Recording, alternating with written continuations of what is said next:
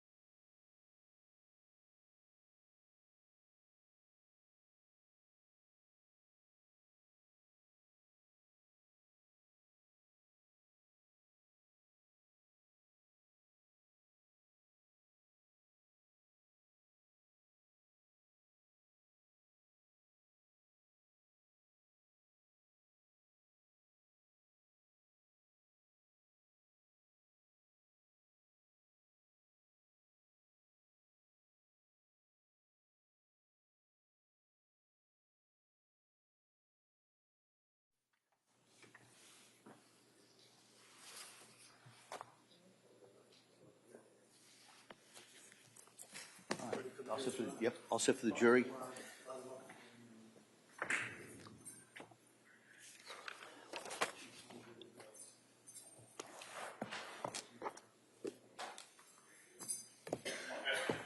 Order! All rise.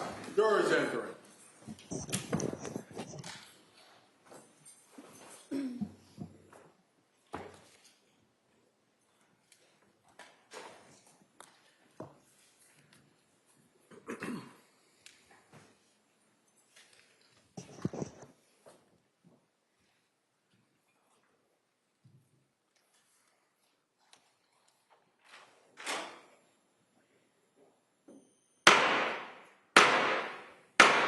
Hey, hey, hey. all persons having anything to do before the Honorable William Sullivan, Justice of the Superior Court now sitting in Plymouth, within and for the Commonwealth.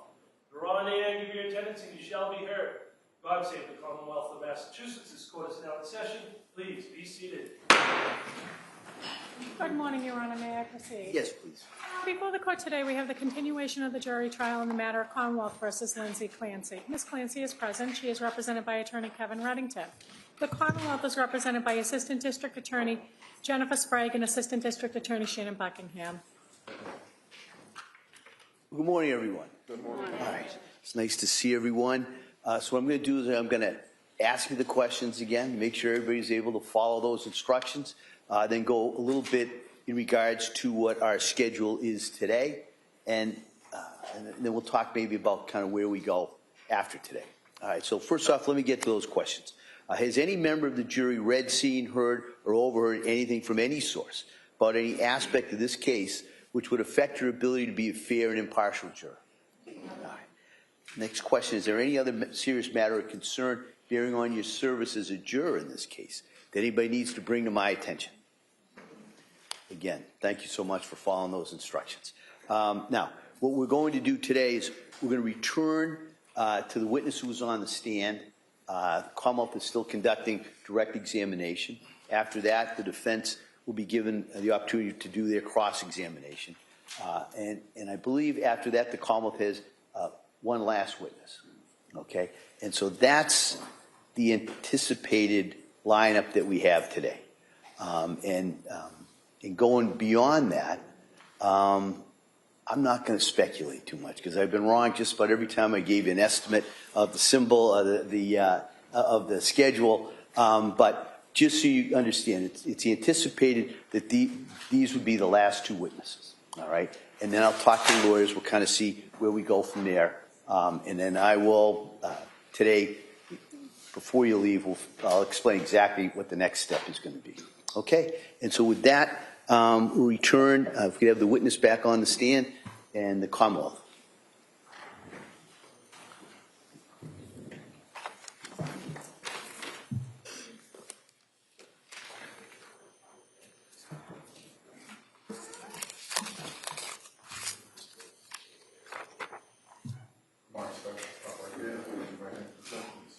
Good morning. Do you solemnly swear that the testimony you give in the court in the jury and the matter not pending between the Commonwealth and the defense shall be the truth, the whole truth, and nothing but the truth, so help you God? Thank you. Thank you, sir. You may be seated. Step, please. Good morning, Doctor. Good morning, Your Honor. Hi, Attorney Sprague. Your Honor.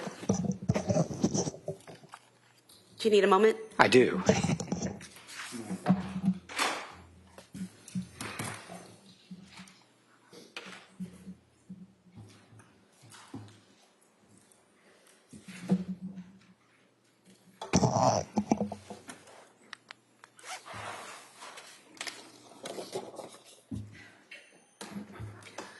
So, Doctor, could you tell us what is peritraumatic, sorry, let me start over. Can you tell us what peritraumatic dissociation is and whether it factored into your evaluation in this case? Yes, that's the kind of thing that you experience when you're going through a very frightening or traumatic set of situation or circumstances or whatever. And it's the sort of thing that you can experience in the sense that you kind of feel that things are unreal or that it's not you. It's like you're watching yourself go through actions and so on. And it's the sort of thing that if you talk about it, it sounds like it could be psychotic, but it's actually a recognized, more likely to be a recognized aspect of going through a traumatic situation or set of circumstances that many people going through something like that would experience. And when you say going through something like that, are you talking about when the defendant was strangling her children? That would be one example because that was very traumatic for her. And did the defendant show signs of peritraumatic disassociation in the records or in your conversation with her? She did. She talked about feeling like it wasn't her, like she was watching herself, like she was going through what she called no thinking, no decision making, only responding to the voice and taking action. And when she said that there was no decision making involved, did you see anything about in the records or in her detailing of what happened that was inconsistent with that claim, that there was no decision making? Yeah, this is difficult but important to say. That there are just many ongoing decisions that have to be made to accomplish a killing like this in 18 to 20 minutes. For example, why the basement? Who among the children goes first? What do you say to the kids to keep them from panicking? There are other examples, but Yeah, hold on. And so what types of decisions, without getting to what she might have said or thought, what are some types of decisions that had to be made to effectuate the strangulation of the children? well, I tried to give some examples a minute ago, and I don't want to go too. All right, hold on. Just answer the question, all right? Don't comment on the rulings of the court. Just answer the question, please. Okay? If I could rephrase. Yeah. Doctor, the choice of where to strangle the children, does that have to be a choice of where that happens? Yes. The decision of how to strangle them, is that a decision that needs to be made? Yes. What to use to strangle the children, is that a decision that has to be made? I'm sorry, I have to object. No, overruled. I'll allow that. What to use to strangle the children, is that a decision that has to be made? Yes, it is. The order in which to strangle the children, is that a decision that has to be made? That's another example of the decision, yes. Decisions. And the way in which to kill herself, were those decisions that had to be made? Yes, they were. Now, you said that this peritraumatic disassociation seems like it would be a sign of psychosis, but isn't. Why isn't it? It's actually something that is much more commonly experienced in that kind of set of circumstances than psychotic symptoms. And yesterday, when you went through the two options that you considered, that this was psychosis with command hallucinations or suicide with altruistic filicide, is your testimony that it's either or it's one or the other?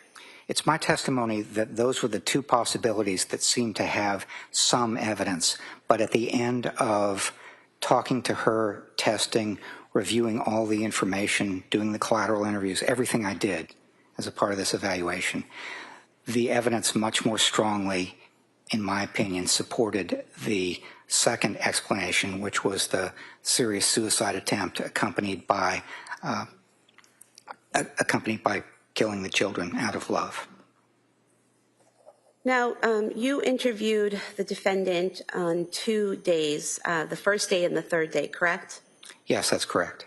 And were there any differences in her demeanor or her way of answering questions between the first day and the third day?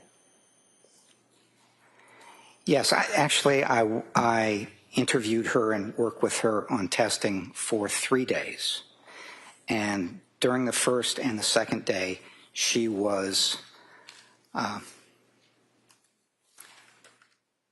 quite attuned to the question. Her recollection was good, even considering that we were more than 3 years away from some of the events in question. She had, I thought, a very good memory for dates and medications and dosages and times and other relevant details.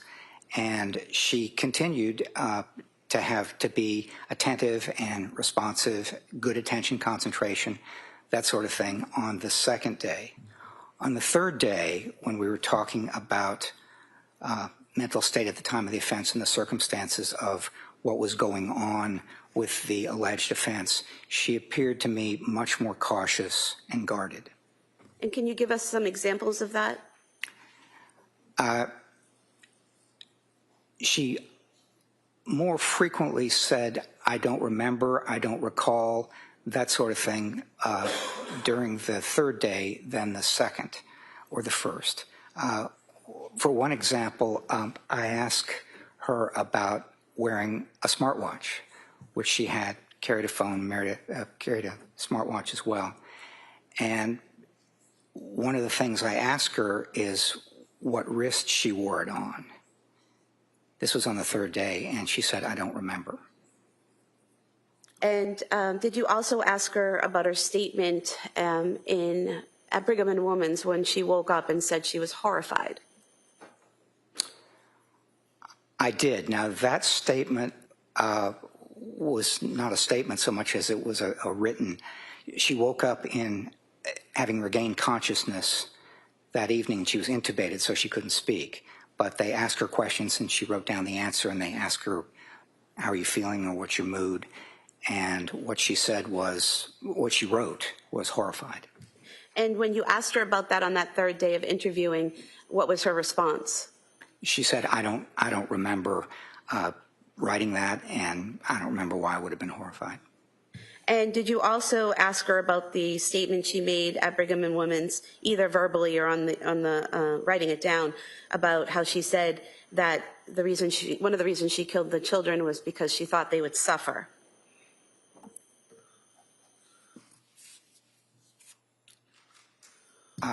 Where are you? Are you in my report there? Referring to the records at Brigham and Women's where she Well, I told... don't object, Your Honor, if she's going to leave them with the records. No, she can refer to where she's looking to direct his attention, if you reviewed those. You reviewed the Brigham and Women's records, correct? I did, yes. And the portion where it says that she told a treatment provider that she had to kill the kids to kill herself because the kids would suffer. Do you recall that statement? Yes, I do recall that statement. And when you asked her about it on the third day of interviewing her, did she recall that statement? Yes, that statement in Brigham and Women's to the attending psychiatrist was made in the context of her thinking about what happened. Well, let me see if I can find it here. Yeah, she was asked about what the voice had said on that afternoon, and her response was, it had said, you have to kill yourself so you can kill the kids. It also said, the kids will suffer without you. And when I asked her about that, whether the voice had said that, she said, no, the voice only said, this is your last chance. You have to kill the kids so you can kill yourself. So I'm going to move to strike this, not respond. No, overruled. I'll So the two differences where at Brigham, she's saying the voice said, you have to kill yourself so you can kill the children, and that the children would suffer without her, versus after that when she says the voice only said, you have to kill the kids so you can kill yourself. Is the fact that she's giving two different statements significant in your evaluation? As I talked about in my testimony yesterday, when there is inconsistency, that's something that alerts me to the possibility of inaccuracy. And two statements that are mutually exclusive or inconsistent suggest to me that there is a problem. One of them, at least, is not accurate.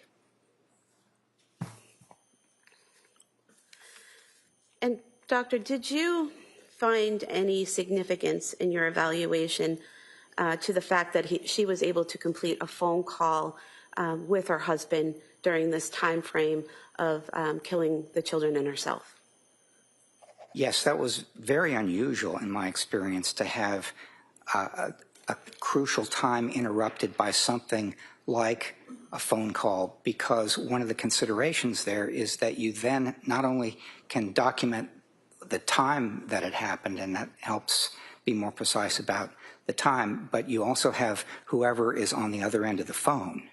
And this was her husband. When she When he called her at 5:33, she didn't pick up, but she called back immediately at 5:34. And when I talked to him during the collateral interview, one of the things he said is that she sounded, on the short call, distracted and like she was in the middle of something, but it wasn't anything that struck him as that unusual. He said when she's home with 3 kids, she's always in the middle of something. So that was one of the reasons that it was important. And then another reason, as I mentioned a minute ago, is it helps to establish a time frame. We know when her husband left the house, which was 5:15. We know when he came home, which was around 6 o'clock. And this is not quite in the middle of it, but close to that. And so it was unusual and valuable and important in trying to establish those kinds of things. And when reviewing the records and talking to the defendant, did you notice any statements or behaviors that seemed to focus in on herself? Such as, for example, being future-oriented. Well, one of the things I noticed from the records at Brigham and Women's is that several days after she came in, there were comments from staff and in the notes about how she was a little bit more future-oriented and thinking about what it would be like in the future, her life, and that sort of thing. So that's one of the considerations that was in response to kind of thinking about herself and being oriented toward herself. And is there any significance to that state of mind or those thoughts in your evaluation of her? Well, I don't think that she was in any way over this or thinking only about herself. It's something that I noticed when I evaluated her in April, is that she is still grieving. She's still in mourning for those kids. And she used language like, I have lost everything and I don't want to be here. So I would not think of Lindsay Clancy as someone who is really self-centered or oriented only to herself. She is grieving her children. And you mentioned yesterday the emphasis she had on control of thought and control of her life. How did that come into play in your evaluation in terms of what was done here?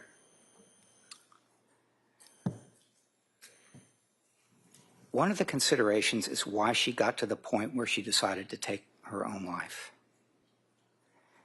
And she's an individual who, for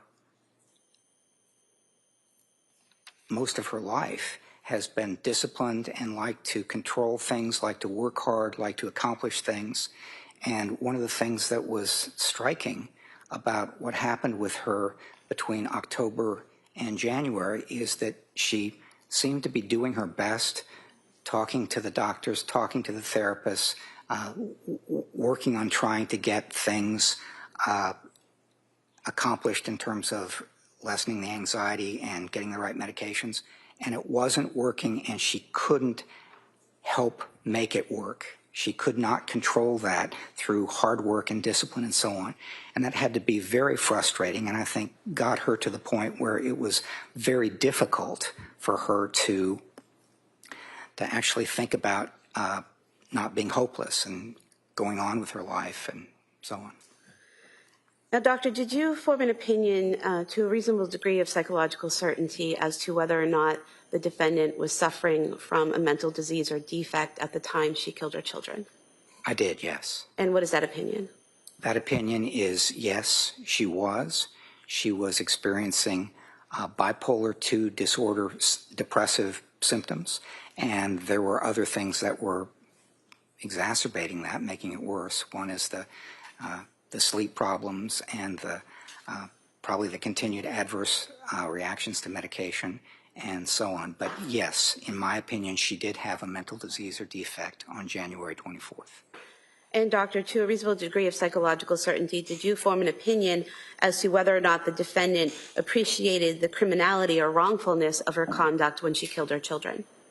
I did, yes. And I'm at the end of my report, I was very careful about how I phrased this. And so, Sustained. If you could just answer the question regarding your opinion. So yes, you formed an opinion? I did, yes. And what is that opinion? That opinion is that she retained an awareness of the illegality of killing others, including killing her children. Her moral awareness of the wrongfulness of this killing was influenced by her strong desire to die and, if she were dead, not to leave her children behind. Some of this perception was realistic. For example, my children will suffer without me because they would have suffered, I think. And some of it was distorted. For example, nobody else can care for my children. But her awareness of the illegality and moral wrongfulness of such killing is best appraised by understanding these acts as a serious suicide attempt combined with altruistic filicide, killing her children out of love, rather than as a response to command hallucinations. And did you form an opinion to a reasonable degree of psychological certainty as to whether Ms. Clancy was able to conform her conduct to the requirements of the law when she killed her children? Yes. And what is that opinion? That her capacity to conform her conduct to the requirements of the law is, again, best understood by considering the seriousness of her suicide attempt and her strong desire not to leave her children. She demonstrated such self-control throughout the day on January 24th, and her actions between 5:15 and 6 p.m. that afternoon were influenced by her depression and her hopelessness about her life and the desire to end the pain she had experienced since October. Although this depression and hopelessness influenced her decisions, she retained control over whether, when, and how she carried it out, and the inclusion of her children. And doctor, did you form an opinion to a reasonable degree of psychological certainty as to whether or not the defendant was criminally responsible when she killed her children? Yes. And what is that opinion? My opinion, my clinical opinion, since I'm not the decision maker here, but my clinical opinion is that she was criminally responsible on January 24th. Thank you.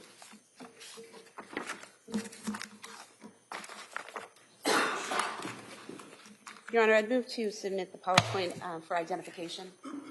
I'm sorry? I'd move to submit the PowerPoint Oh, for identification. for identification. Okay, thank you. That may be done.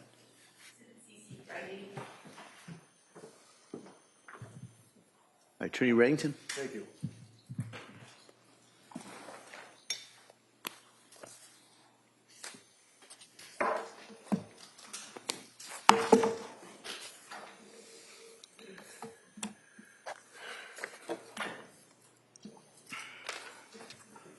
Sorry.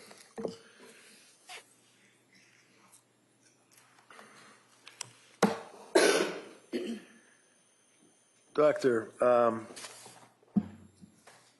I'd just like to ask you about one of the things you just said to this jury that apparently stood out in your mind, and that would be the dichotomy of the difference between two statements that Lindsay made, one being, I believe, in the hospital, and you felt that there was a subsequent statement that was made by her that contradicted that or was different from that, and that would be after 3 days of you and Mac testing her. Is that right?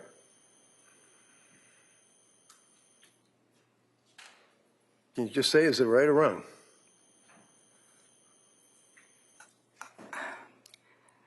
Mr. Reddington, it's not quite right. Okay. Why don't we do it this way? You Yeah. just told this jury that Lindsay made a statement to you at the conclusion of the 3 days that you and Mac were questioning her and testing her and interviewing her. Is that fair? Yes or no? What I would say is Yes or no? no. Did you tell this jury, in addition, that Lindsay made a different statement when she was in the hospital? Yes or no? What I said to the jury I'm is, asking you, sir, did you make that statement to this jury? what I intended to say. No, not what you intended. Can you answer my question? Yes or no? No. Now, is Dr. Helbron aware of the concept of post-intensive care syndrome?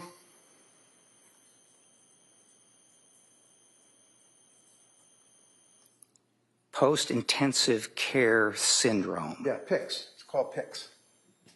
No, I have not heard of post-intensive care syndrome. Dr. Helbron aware of when a person is coming out of major surgery and has been subject to anesthesia, that it is known that they have delusions, hallucinations, make statements that don't make sense. Are you aware of that, sir? Yes, I'm aware of that. And is that from your personal experience, professional experience? Because you didn't know what PICS was when I asked you, right?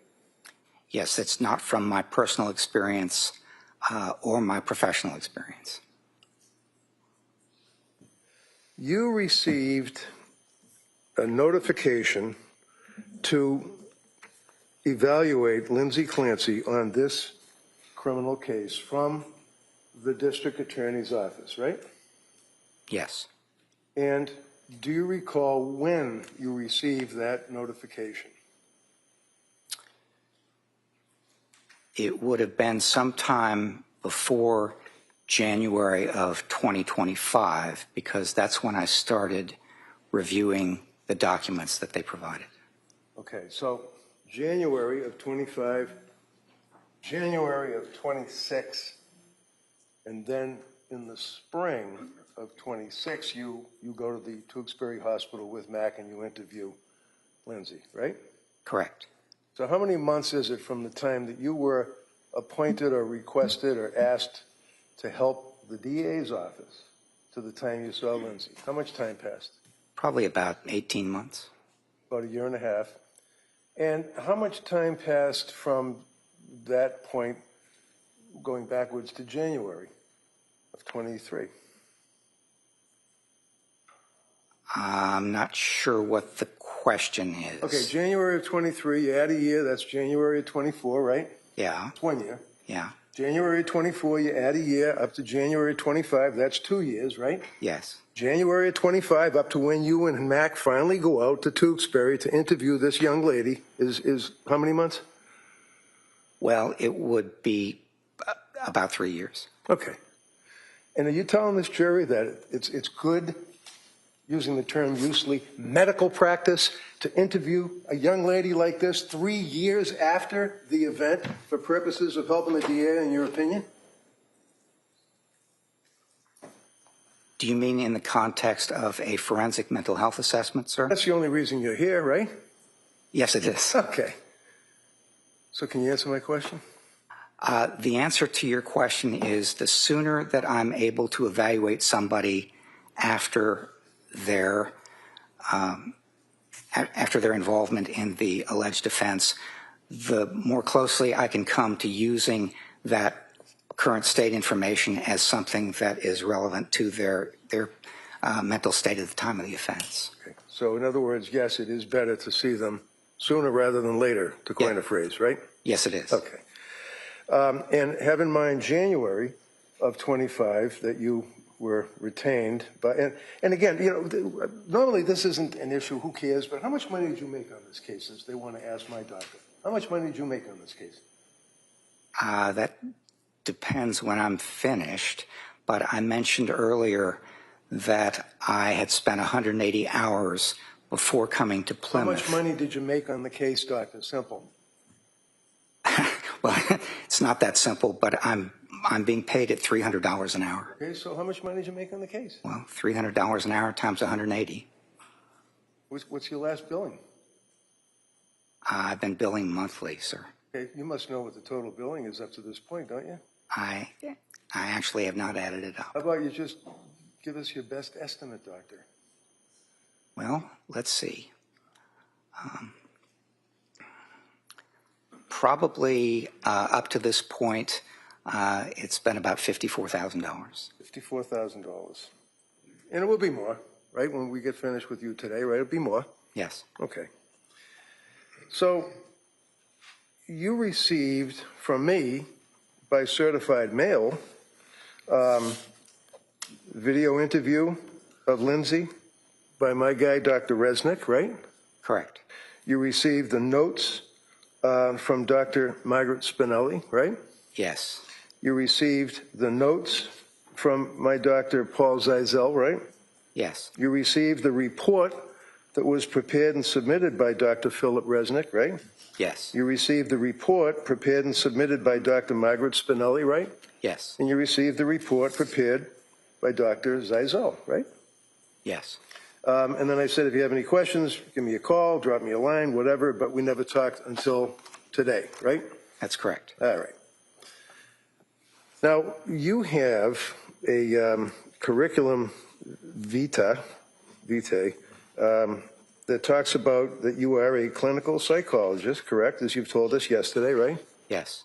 Have you ever treated a woman in postpartum psychosis? When I was a staff psychologist at the forensic service at Florida State Hospital, When was that, please? that was back in 1982. 82? Yes. I had a therapy group which was comprised of women who had killed their children. They were severely mentally ill, and at that time, it was important to recognize the severity of their mental illness, and so I worked with them in a group at that time. Okay. And this is 44 years ago? Yes. All right. And where was it?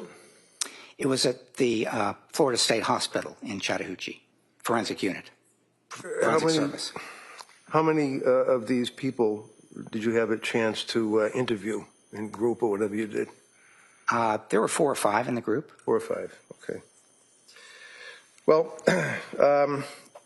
you are also a forensic psychology expert working for Park, Dietz and Associates, right?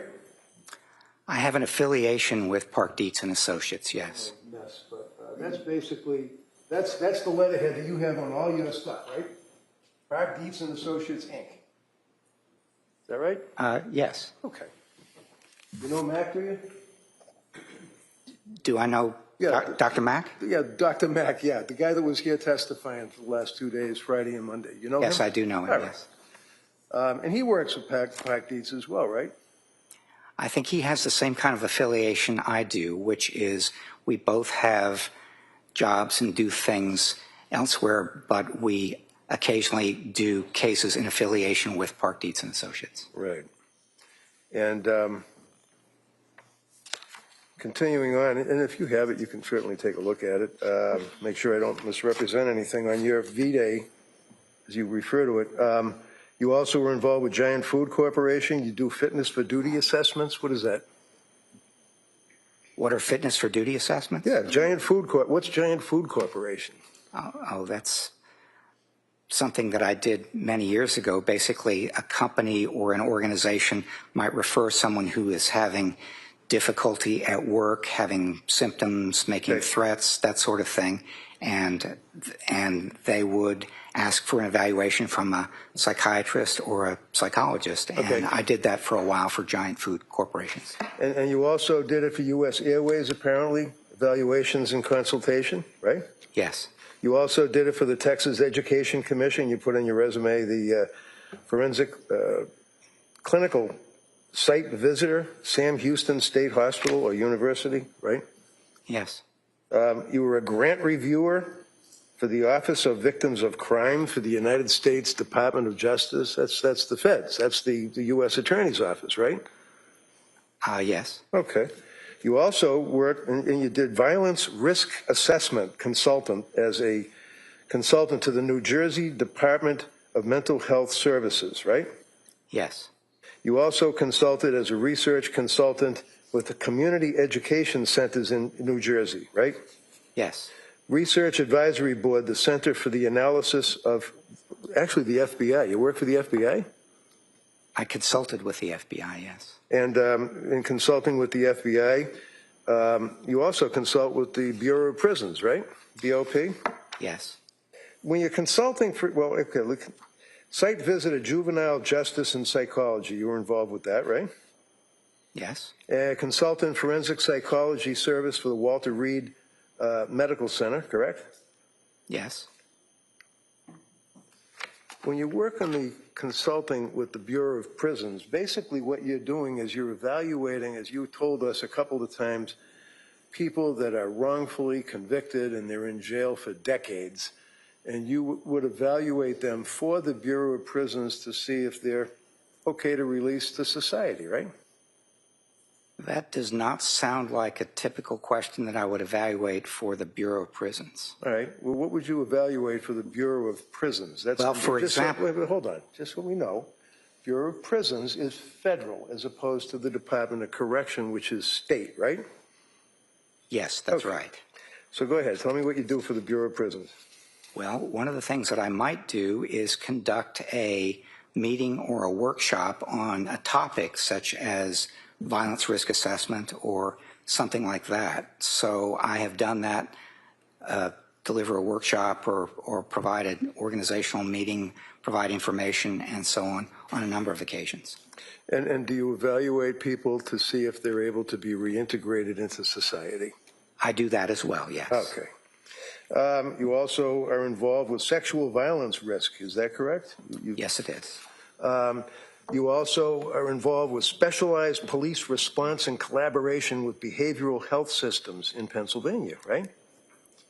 Correct. Sexual violence risk, again, for purposes of the Department of Correction. You focused on that, right? Yes. Principles of forensic assessments that you would be assessing juveniles for purposes of juvenile assessment and risk assessment, right? Yes. You also are involved with violence risk and sexual violence risk, correct? Yes, correct. Juvenile assessments, risk assessments, and principles of forensic assessment for the American Academy of Forensic Psychology. Is that right? Yes, that's right. And also a focus on juvenile assessment and risk assessment of juveniles, right? Yes, correct. Violence towards others, psychiatrically hospitalized populations. That would be what? Patient-on-patient assaults or something like that when somebody's in a mental institution? Patients against patients, okay. Against staff, that sort of thing. They can be pretty violent places, can't they? They can be sometimes, yes. Sexual violence risk, you involved with New Orleans, Louisiana, sexual violence risk assessment, right? Correct. Obtaining and using mental health experts in criminal litigation for the Administrative Office of the United States Courts, right? Yes. What does that mean? What did you do with that when you were dealing with obtaining and using mental health experts in criminal litigation? Well, I have had the occasion to provide workshops to prosecutors, to defense attorneys, to judges, and so on. And depending on some of the questions that arise, such as what's the most effective way to obtain and present a forensic psychologist or forensic psychiatrist expert, I might do a half-day or a full-day workshop on that. Okay, so my question, sir, I know you get in there, but where did you lecture or give a lecture to criminal defense attorneys? I've given a number of those lectures over the years. I can't recall them all offhand. Okay. But my question, sir, was that you were working on behalf of the Administrative Office of the United States Courts, federal courts, right? Yes, I asked that's you that right. question? Okay. Yeah. You also worked for the Forensic Mental Health Assessment for the Ohio Forensic Psychiatric Center. Yes, that's inmates, right? Yes. You also participate and have written about To Kill and Not Kill, That Is the Question, for Drexel University, where you were a professor, correct? Yes. All right. Assessing risk of violence towards others in psychiatrically hospitalized populations. You focused on that, right? Yes, You that's had right. a chance, sir, to give a total of, 131 lectures or workshops presented in the area of violence, risk assessment, sexual offenses, and forensic mental health and ethics, right? Yes, that that's right? right. Yes. Aggression, forensic psychological assessment, risk assessment, treatment of mentally disordered offenders and juveniles. That's another focus, correct? Yes, it is. You've had a number of publications that you put on your CV. Basically, you're talking about justice-involved youths, correct? Yes, that's one of the things I talk about. Appraising Jackson-based unrestorability to competence to stand trial deals with the standard of competence to stand trial, correct? Yes, it is. Public perception on policies to address prenatal substance use recommendations regarding maternal criminal prosecutions. What is that? Prosecute a woman that's pregnant who's involved with drug use? Yeah, that sounds like something that would have been a dissertation where I served on the committee and was a co-author of some kind, but the individual who Okay. wrote the dissertation would have been the first author there. All right. And life sentence for juveniles, sequential model for juvenile justice, justice involving men, forced medication, and competency to stand trial. These are interests or focuses of yours, sir? Yes. Urine drug screens as a baseline for predictors of graduation from drug court. Yes. What does that mean? That you were involved with drug court? Yes, I've been involved in writing about and consulting to drug courts over the years, yes. And disputed paraphilia diagnoses and legal decision-making is one of your other focuses, right? That was one of my graduate students, and I was a supervising and second author. Paraphilias would be in the, I mean, that's basically if you have some kind of weird sexual things that you do, right? Something like that, yes. Yeah. Continuing on, juvenile, a lot of juvenile focus on your resume, correct, sir? Yes, there's a fair amount of juvenile work that I've done over the years.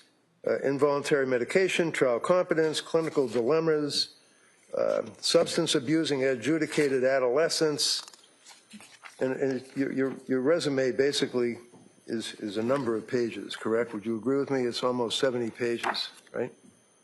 Yes, I would agree with you. Okay. Flipping through and jumping ahead, sir, you wrote book chapters, correct? Yes, that's correct. You dealt with forensic mental health assessments, principles, and standards of care, right? That's right. Violence risk assessment, right? Correct. Juvenile violence risk assessment, right? Yes, that's correct. Managing hindsight bias and unstructured judgments, implications for legal decision making is an article that you have, chapter or whatever that you wrote, right? Yes, it is. Again, juvenile delinquency, juvenile delinquency, juvenile delinquency, juvenile delinquency. A lot of focus on juveniles, right? Yes, there's a fair amount of Then you focus have on juveniles over the years, yes. A number of reviews that you have published, presentations that you've presented, a lot of them dealing again with juveniles and dealing with assessments of prisoners to have them released into society, things of that nature, right? Yes. Life sentence juveniles, for example, is one of the things you focus on, right? Yes, again, Okay. there's been a fair amount of juvenile work and Handling difficult cross-examination, integrating perspectives, combining substance with style and learning. What does that mean? Handling difficult cross-examination. well, one of the things that people as forensic psychologists need to do is convey what they have done in a way that is effective. And so there are things that you... To a jury? To a jury, to a judge, to an attorney, various kinds of. Well, when you're dealing with an attorney, sir, you're presenting information to the attorney. You're not dealing with difficult cross-examination, are you? Could you repeat the question, please? Sure. You wrote about handling difficult cross-examination, integrating perspectives, combining substance with style. Yes. And what is, 25 words or less, what is that basically telling people? How to, what, withstand cross-examination? It's how most effectively to convey the results of the evaluation that you have done. And then, again, just hundreds of articles on topics that the jurors can look at because your resume is in evidence. Finishing it off on that end, sexual abuse behavior, juvenile forensic mental health, violence risk assessment of juveniles, behavioral measure of sexual offense behavior, influencing third-party informant observations dealing with juveniles. Should the courts coerce offenders into substance abuse treatment?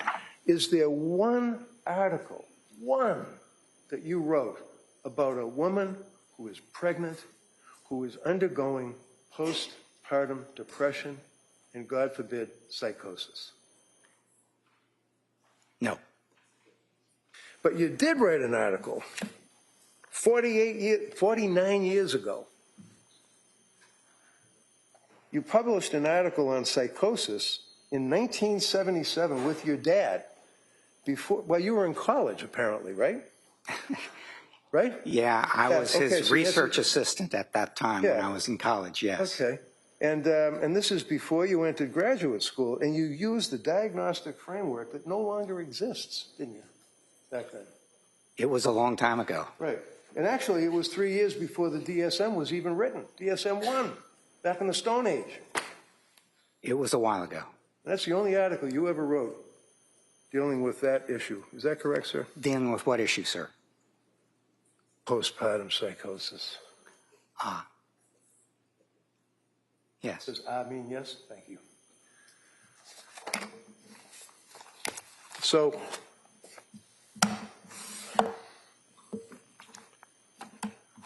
you make arrangements with the district attorney's office to get all this discovery that I sent you, that the DA sent you, police reports that you went through with the jury, and you read it, right? Yes, that's right. And you must have talked to the DAs before you saw Lindsay, right? Yes. Okay. How many times? I don't remember how many times. Well, you billed them for it, I'll bet, right? Any time I spend on a case like this, I record and it gets billed. Of course. So you do have records, but who cares at this point? I mean, you're here testifying based on your opinion at the request of the prosecutors, right? I'm here based on, yes, at this point, I've completed the evaluation and don't remember things like how many times I talked to the DAs as part of it. But basically, in your conversations with these two prosecutors, sir, did you talk to the state police at all, detectives? I reviewed a massive amount of reports, some by the state police, some by other individuals. So I reviewed records for many, many hours. And when you got involved with this case 3 years later, or 2.5 years later, you'd agree with me that it was quite publicized, right? Yes, I would agree with that. You've heard of confirmation bias, I'm sure, right? I have indeed. Yes. And however many times you talk to the DAs and review the information, would you agree with me, sir, that before you met with Lindsay in Tewksbury, you pretty much had an idea that this woman was a beast, killed her 3 kids, didn't you? I would not agree with you at all. So you had an open mind when you went in there to Tewksbury to see and speak to for 3 days, Lindsay Clancy? I did my best to have an open mind, I know. yes. You told us yesterday you had some difficult decisions to make, correct? Yes, that's correct. Right. So when did you first meet Avram? When did I first meet him? Yeah. That probably would have been late 2025, early 2026. Okay. Around the same time that you first got involved with the case? No, it would have been considerably after I first got involved with the Where did case. you meet him? Where did I meet him? That's what I said. Where did you meet him? Virtually. Oh, virtually? Yes. Okay. So it's like a Zoom thing or Yeah. FaceTime or something? Exactly. Did you ever meet him in person before you went to Tewksbury? No, I didn't. So did you guys have a plan to meet up somewhere before you went to evaluate Lindsay? In the lobby of the hospital. Did you stay somewhere the night before? I did, yes. Yeah, where'd you stay? I don't remember. You don't remember? Were you with Mac that night? No. No? Did you stay in a private house? No. You stay in a hotel? Yes, I did. Wasn't a van down by the river, for sure, right? I don't remember the name of the hotel, but it was a hotel in Tewksbury. All right. So you're in a hotel, you meet with Abram Mack in the parking lot, and then you go into Tewksbury Hospital to meet with this young lady, right? Correct. And the two of you, day number one, you spend how many hours, the two of you, questioning her? 4.5. And day number two, you don't bring Mac with you, you're by yourself, and you administer the psychological testing, correct? Correct. And how long was that, sir? 3 hours. And day number three, how long did you speak to Lindsay in the hospital? 3 hours. So what was your total period of time over a 3-day period that this young woman was dealing with you and Abram Mack? 10.5 hours. So for 10.5 hours, this young lady is in a room, in a wheelchair, being questioned by you and Abram Mack while she's on medication, right? Yes, that's correct. And she was still answering your questions, trying to be cooperative and being affable and friendly, you put in your report, right? Yes, that's right. Did at any time she express to you that she was tired or wanted to take a break? We offered her in the beginning. My question, sir, was... Objection, if you could answer. No, he's not going to, he's going to No, use my... hold on. Why don't you ask the specific question, Doctor, if you listen to that question, okay? My question, sir, was at any time did you or Abram Mack offer to her to take a break? Yes. Did she accept that offer? Once she did, and once she did not. And basically indicated that she wanted to get through this interview and get it over with, right? Yes. You weren't her buddy going there to talk to her those 3 days, were you? No. She knew that you were there on behalf of the district attorney's office to testify against her in a trial and say to a jury that she knew and was able to conform to the law when she killed her 3 kids. Isn't that right? No, that's not right. So,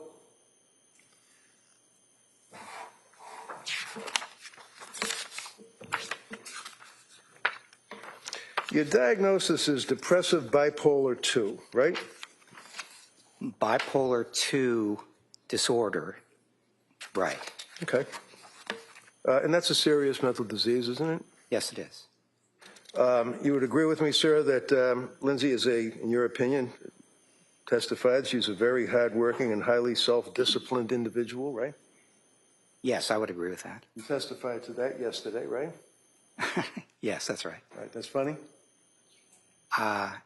No, it's not funny. It's just that you asked me whether I agree with something that I testified to yesterday. So what does that mean? It means that I testified to it yesterday, and that means I do believe it. Yes. Okay, so we established that. In your opinion, granted, through those 3 days that you had interactions with Lindsay, is it your opinion that she is a controlling individual, sir?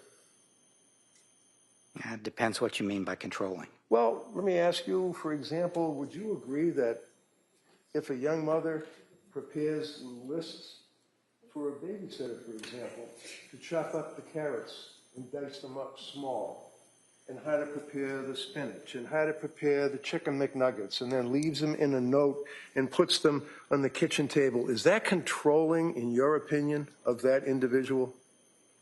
That is something that is working hard and being disciplined and exerting a certain amount of control, yes. That's not something that you would use against her in this opinion you have for this jury, is it?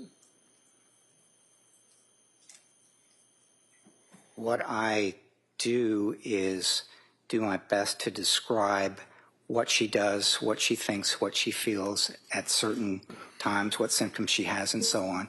And if that's a part of that overall picture, then it's not that I'm using it in favor of her or against her. It's just part of the overall picture which I'm trying to present. I mean, it's not a bad thing to chop up the carrots and tell somebody this is how I like my child to be fed, right? There's nothing wrong with that, right? Not that I know. And you would agree, sir, that she was a good student. You told us about, you know, she got all A's, she was hard driving, and actually drove herself pretty good to try to succeed in college and in nursing school, right? I would. And did you interview any of her coworkers, or did you review any of her 5-star reviews from Mass General Hospital, flagship of hospitals? I reviewed every record that was provided to me. And that would be by them, right? It was records that were provided to me by individuals who were a part of the investigation, and a lot of that were interviews with people who had known her before or were currently friends with her, things like that. Okay, so things like that. I'm asking you, sir, about with her 7-year career as a nurse, labor and delivery nurse at a very, very well-established hospital. Did you talk to any of the nurses that she worked with, or did you review any of the records of her work reviews? Anything like that? No. Would you agree with me, sir, that she also, by all accounts, is and was an incredible mother, taking care of her kids? I would describe her as a very good mother, yes. And in fact, sir, in the past 6 weeks or 5 weeks, there hasn't been one person that's had one thing bad to say about her other than these two. Isn't that right? Sustained. Did anybody, to your knowledge, come into this court in front of this jury and say that Lindsay Clancy was a bad wife? I don't know. How about bad mother? Again, I don't know. So in your readings about her as a mother, you were able to see that she would sing to her daughter when she put her to bed. That's in the reports. You read the reports, right? You might have to ask me that question. You know Rascal Flatts? I'm sorry? Rascal Flatts. You ever heard of them? No. Okay. So if I suggest to you, sir, that Lindsay would sing to her daughter every night, is that important to you in your evaluation? Yes. You didn't know that, though, apparently, right? I knew that she was very good with her kids, paid a lot of attention to them, spent a lot of time with them, and really enjoyed it. Even right up to within hours of their killing, she was making snowmen with them, right? Yes, she was playing with the 2 older children out in the backyard. And then bringing her life experience, which you testified yesterday that she never had any abuse in her life, was raised by loving mother and father, good student, hard worker, great mother, good friend, wonderful wife. She then randomly decides to kill her children by strangling them. That's the facts we're dealing with, yes, sir, right? No, not right. So, one of the things you testified to yesterday is that, and you went like this and said that this is difficult, but then you were able to power through and tell the jury that Lindsay didn't like to leave her kids alone. She got anxious about that. Remember telling that to the jury? I do. And this is one of the things that you kind of hang your hat on that you felt was important in your evaluation, right? It was important. It was an important part of my evaluation that she did not like to leave her kids, and it made her anxious. Yes. That's not a bad thing, is it? For a mother not to want to leave her children and be anxious when they're out of her home, right? Well, it depends. It could be difficult and so on, depending on how anxious and even disabling it was, if she just couldn't leave her kids, but on the other hand, if it just reflected that she was close to them and wanted to be with them and wasn't a problem or disabling, then it's not a problem. Did you know, sir, that Pat's mother and father would come over to the house and babysit for the kids when Lindsay and her husband would go out to dinner or go out to a movie or go out with their friends? Did you know that, sir? Yes. Did you know that the children were actually in learning Sprouts school? Did you know that? Yes. They had to leave the house to go to school, didn't they? Yes. She wasn't anxious when they would go to school, was she?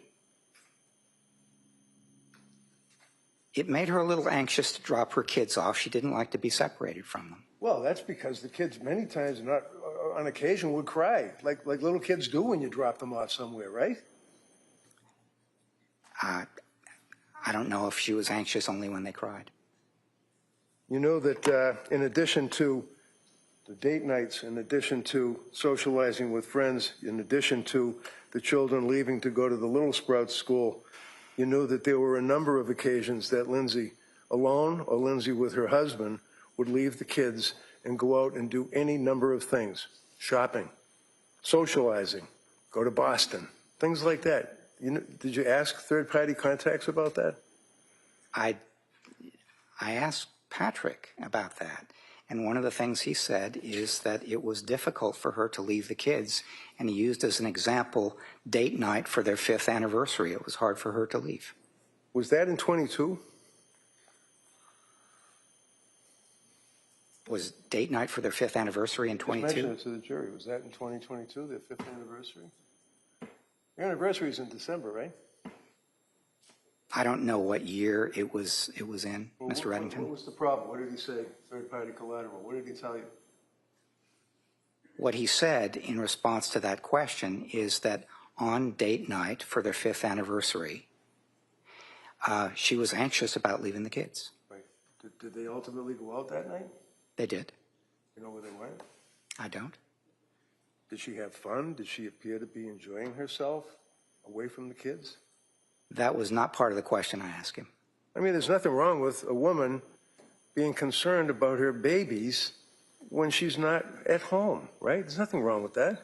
I wasn't presenting it as something that is wrong. I'll back off. I'm sorry. I thought you did. I thought yesterday you were telling this jury that because Lindsay didn't like to leave her kids at home, that was a factor that Dr. Helbrin considered in his opinion. But that's fine. You agree that there's nothing wrong with a woman being concerned about her children, leaving them out of the house, right? No, I don't believe I said that. Okay. One of the things that No, never mind one of the things. They can ask you on, Okay. The answer is you did not say that. Judge, I'm getting a little confused here between. Well, listen, no. Let's see if my question is not that confusing. Okay. Did you testify? You're done saying that you did not say what Mr. Reddington said. Yes, I'm done Okay. saying that. All right. That's good. Next question. one of the other issues is that also factored into when Tufts prescribed her the SSRI, she didn't want to take it because she was afraid of the breast milk being contaminated by this drug, right? Yes. And then ultimately, when she stopped breastfeeding, at that point, she was able to take the SSRI, correct? Yes, that's correct. And then Tufts increased it to 50, right? I don't recall offhand what the. Okay. Well, you agree that Tufts increased the SSRI, right? I do. You agree that before the end of September of 2022, this young woman was living her life with her husband and her kids. Summer of 22, happy, had a great time. Do you agree with that, sir? I do. And when she saw Tufts from September end up until the killing of these children and the state of her condition that you told the jury was confusing. Remember using that word yesterday? It was confusing with these number of diagnoses that she dealt with? Yes, I did use that word. And the confusing with the number of drugs that was one drug on top of another drug, and stop this drug, start that drug. That was confusing, wasn't it, sir? Yes, it was. And it was a confusing and upsetting to her and her husband to the point where they went to these doctors and said to them, "You're turning her into a zombie," right? Yes, that's right. But prior to seeing Tufts and the other healthcare providers, she was a happy woman, wasn't she?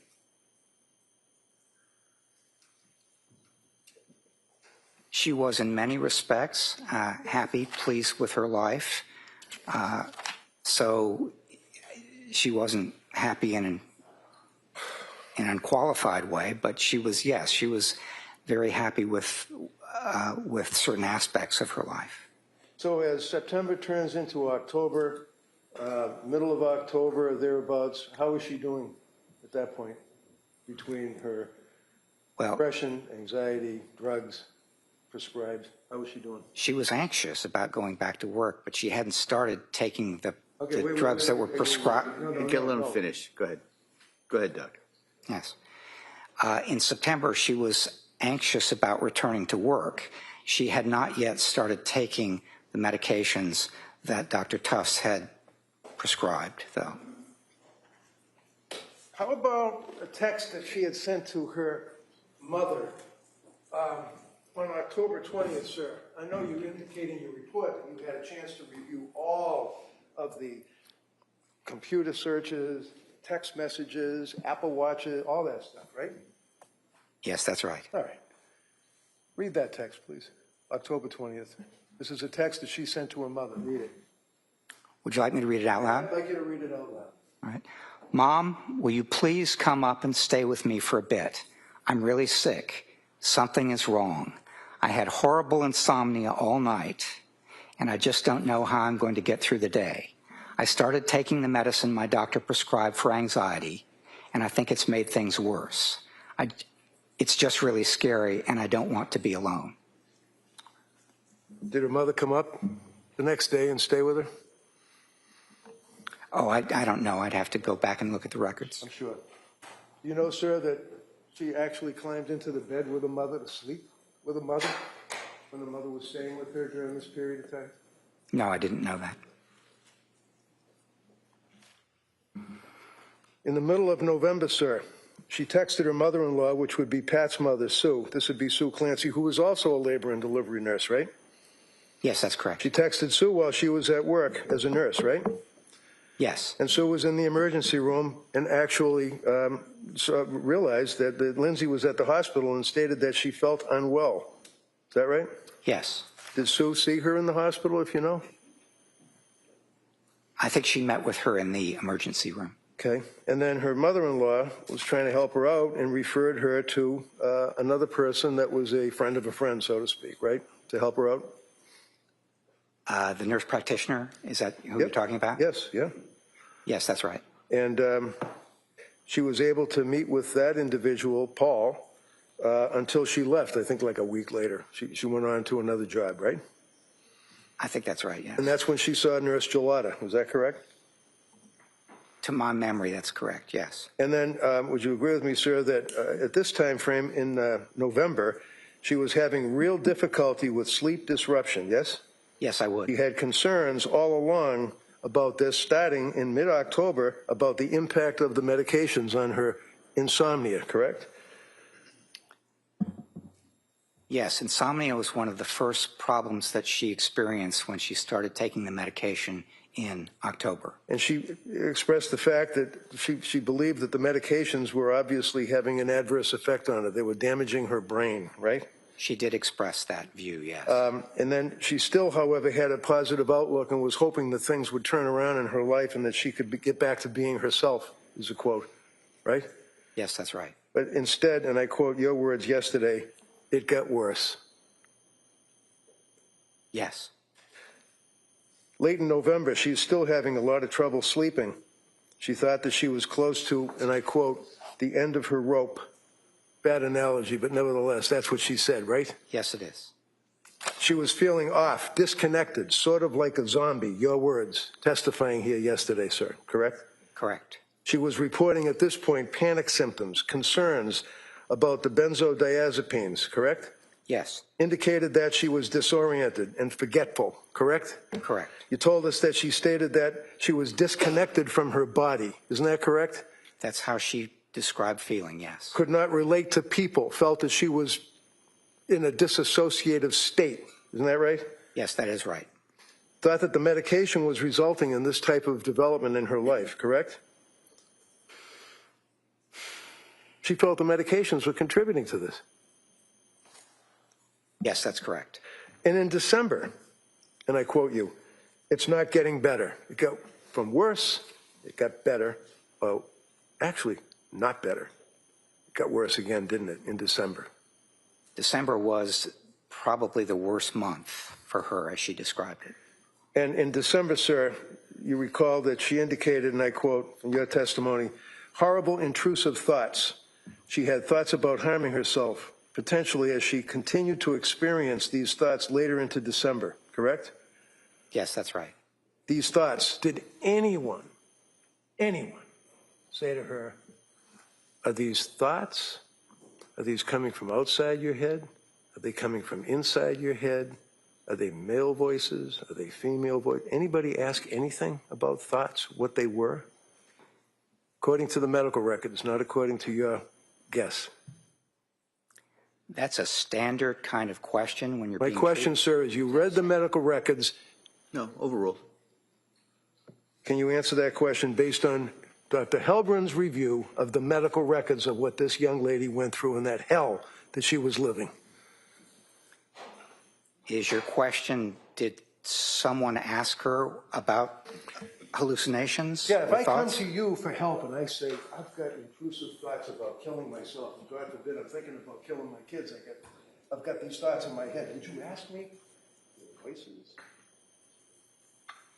Thoughts? What are they? Does anybody ask that question? Yes, that's a standard question that psychiatrists ask at the beginning of each appointment. It's a standard mental status question. Did any one of those psychiatrists ask Lindsay Clancy that question, according to the medical records? Anyone? Ms. Clancy completed the answer to those questions What question? on a number of occasions, Sir, if what I might. questions? No, well, go ahead. What Finish. questions? Finish that question, and I'll let you have that question. Okay. Finish the answer. Questions such as, are you hearing voices? If so, describe those and so on. And the typical response that she gave as part of a question like that was no. How about when someone says, I've got dark thoughts? Does anybody, professionals, ask, what are the dark thoughts? If somebody said, I'm having dark thoughts, then the follow-up question would be, tell me more. What are the thoughts? Tell me, just give me some descriptions of what you're having, what you're thinking, what it's like, and so on. So if a patient goes to a doctor and says, I'm having these intrusive thoughts, I'm having dark thoughts, I'm having thoughts of, and at this same time frame in December, she's talking about harming the children, correct? She said that those thoughts had come to her at times. At times. Yes, And she mentioned that to her husband, didn't she? that's what she said, yes. She mentioned, did you talk to her husband about it? Yes, I did talk to her husband Tell about you it. that she said that to him? Yes. A couple of times she said it to him, right? A couple of times she said, I'm having thoughts, and he asked her, give me more detail if you could, and she said, they're just thoughts, it's not a plan, that sort of thing. You got this girl living in her house with her kids, saying she's having dark thoughts, saying she's thinking of harming the children, and Patrick's response, according to your testimony, is just basically just power through it, you'll be okay? Objection. No, overruled.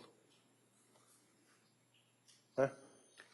No, that was not his response as he described it. He asked more questions because one of the things that she had been dealing with for some time are thoughts about hurting herself and possibly the kids. And so what he did was try to get more information about the details. He asked questions that a mental health professional would also ask, which is how often, what are they like, do you have a plan, things like that. And she pretty consistently said, no, I don't have a plan, and this is how often it happens, but they're just thoughts.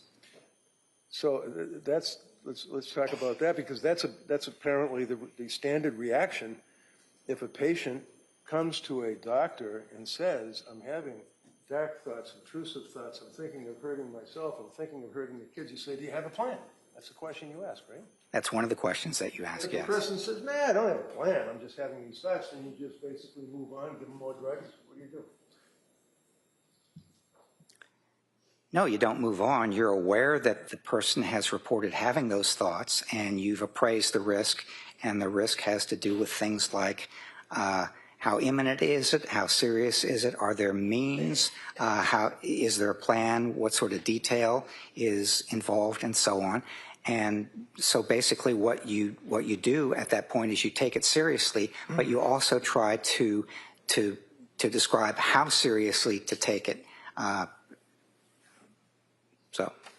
Okay. Would you agree, sir, that she was complaining through December about these unwelcome and internal thoughts? Is that correct?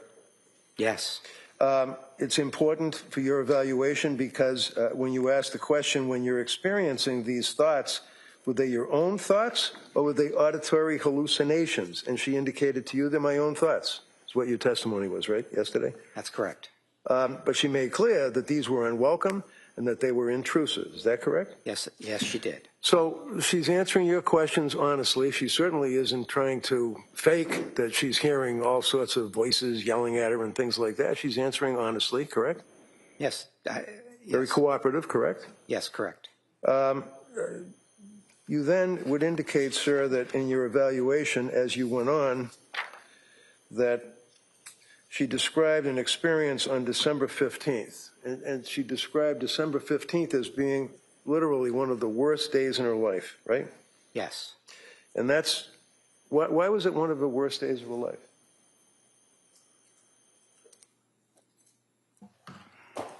Well,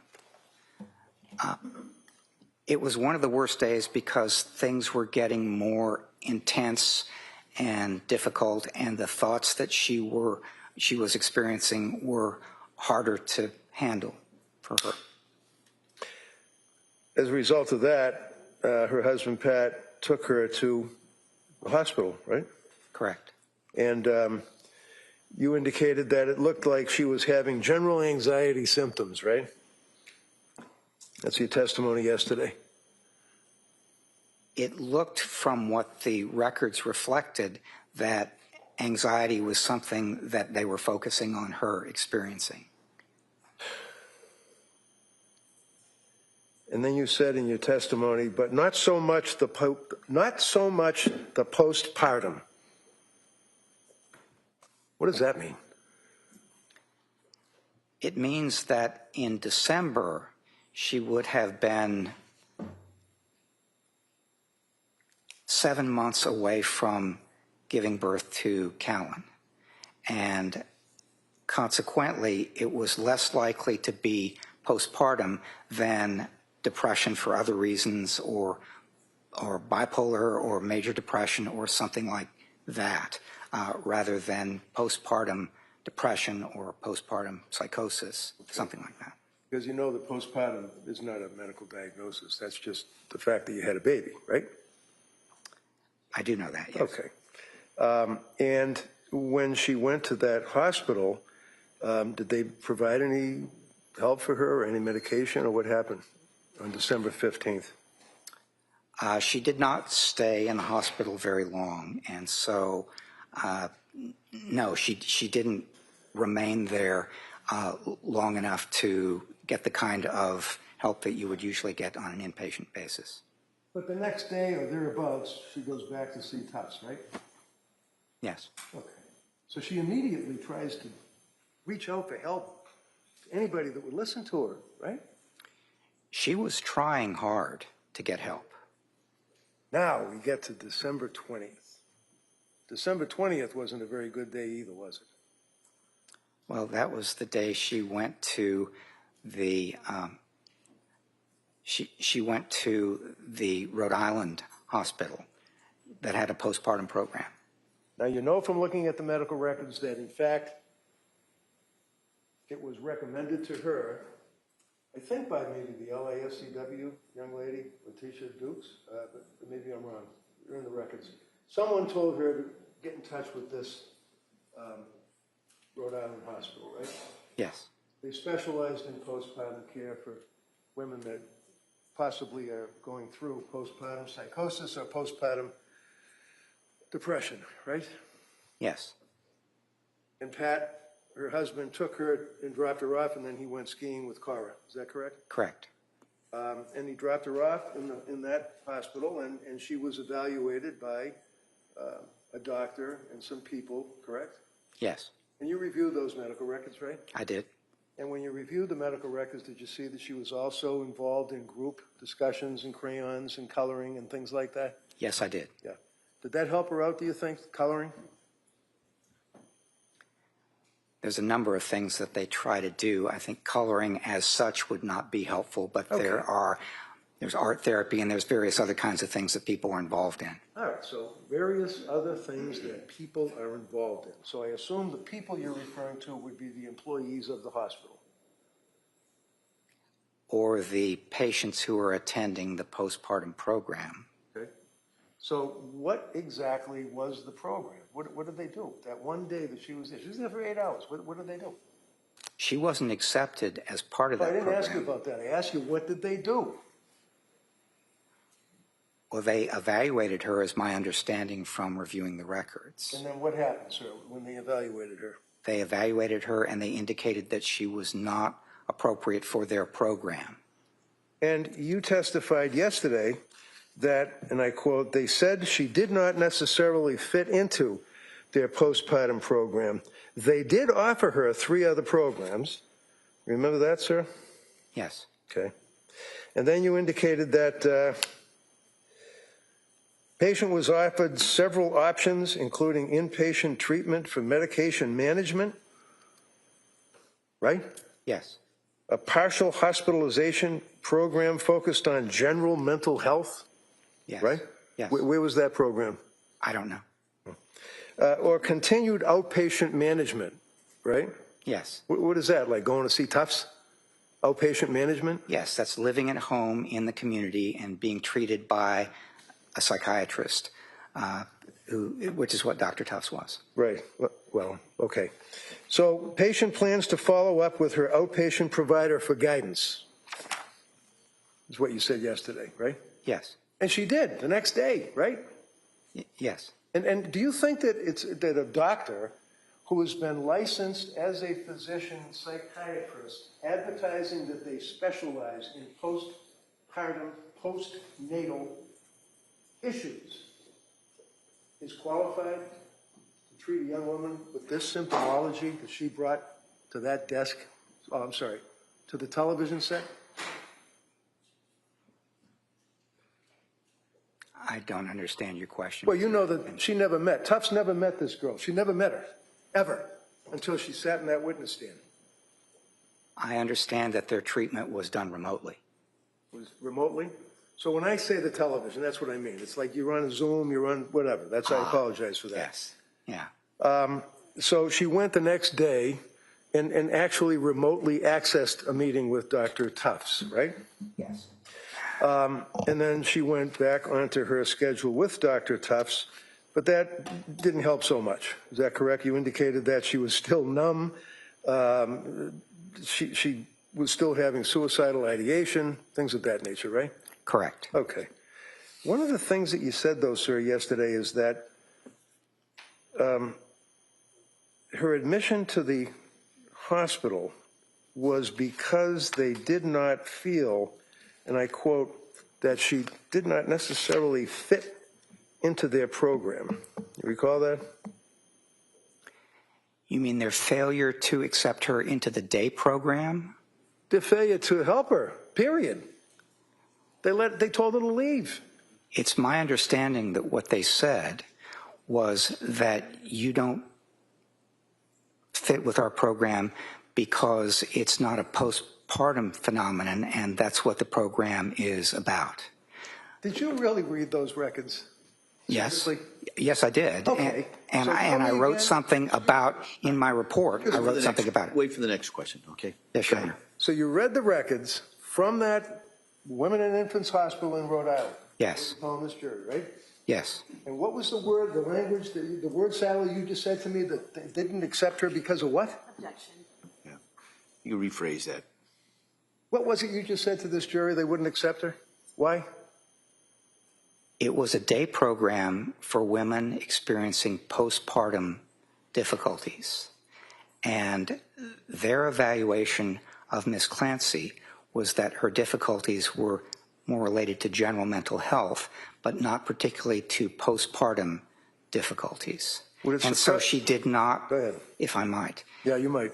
if she might be more appropriate for somebody, she might be more appropriate for a general mental health program, but not so much for a postpartum day program, which is what they had. So they didn't say that you don't need help. They just said that you don't fit with our program. Would it surprise you to know, sir, that they said that she didn't fit with their program, as you put it, because of the overlay of over-medication that her doctors had caused to that point? Do you have any memory of that at all? There were questions that they raised about the medication. It wasn't just questions. They said that's the reason. The secondary diagnosis as to why they wouldn't accept this young lady is because of the medications that she had been prescribed. Over-medicated. Do you recall seeing that in those records? Yes, I recall a diagnosis of depression, which was not specified further because there were medicine complications. Do I have to get the medical records and read them to you? I actually have something in my report, so Good. I can read it back Can to you you. pull it out and tell me Yes. what the discharge diagnosis was?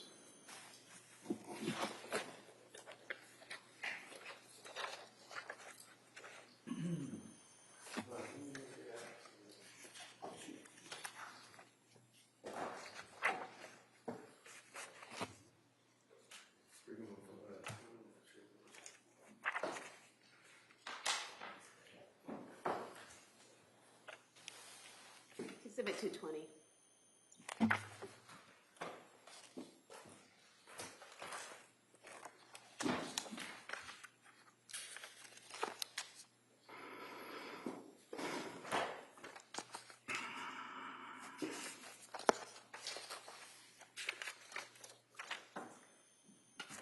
Which ones are you looking for? 220, I guess.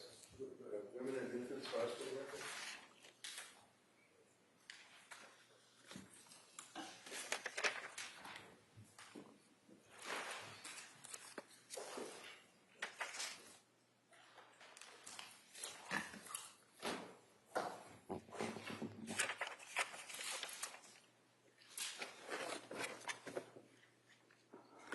I'm on page 18 of my report, and Discharge diagnosis? the records indicate a diagnosis of generalized anxiety disorder and depressive disorder without further specification, and I quote, due to adverse drug effects. Anything else? Yes, they indicate that her chief complaint was feeling numb and crazy depressed, identified passive, suicidal ideation, notes that I'm sure you can read all the diagnoses. My question, sir, is simple. It's on the discharge diagnosis. That's all. yes, the discharge diagnosis was anxiety and depression. And secondary to what? They didn't specify more about the Why don't you just depression read it? because it was due to adverse drug effects. Okay. And in your review of the record, sir, did you then see that the doctor at the Women and Infants at least was concerned enough about the overprescriptions that she reached out to Dr. Gelada to speak to her? Dr. Gelada? Sorry, nurse practitioner Gelada. Yes. Yeah, okay. It's like Captain Major, that type of thing. But Gelada, you know who she is, right? I do, yes. Okay. Did they reach out to nurse practitioner Gelada? I did not see that in the records. Can we break here, Judge, because I got to get the records. All right, it's 11 o'clock. So why don't we take the morning recess at this time, and we'll come back shortly. Okay? All rise, please. Good. I close the roll, folks. Okay.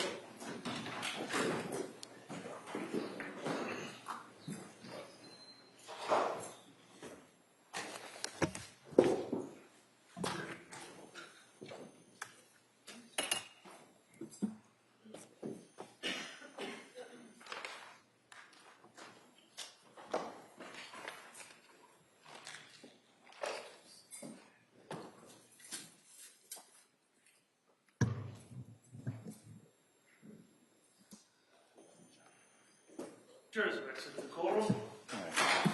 We'll be in recess at this time. Thank you.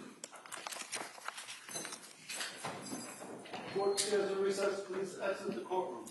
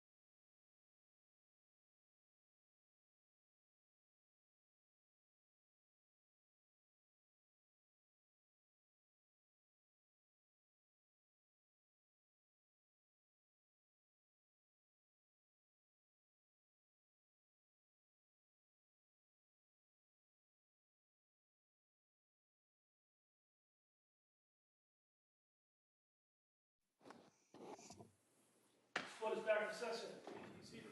Your Honor, for the purpose of the record, we return back to the trial of Commonwealth versus Lindsay Clancy. All parties are present, excluding the jury. All right, we ready for the jury, counsel? Okay. Yeah.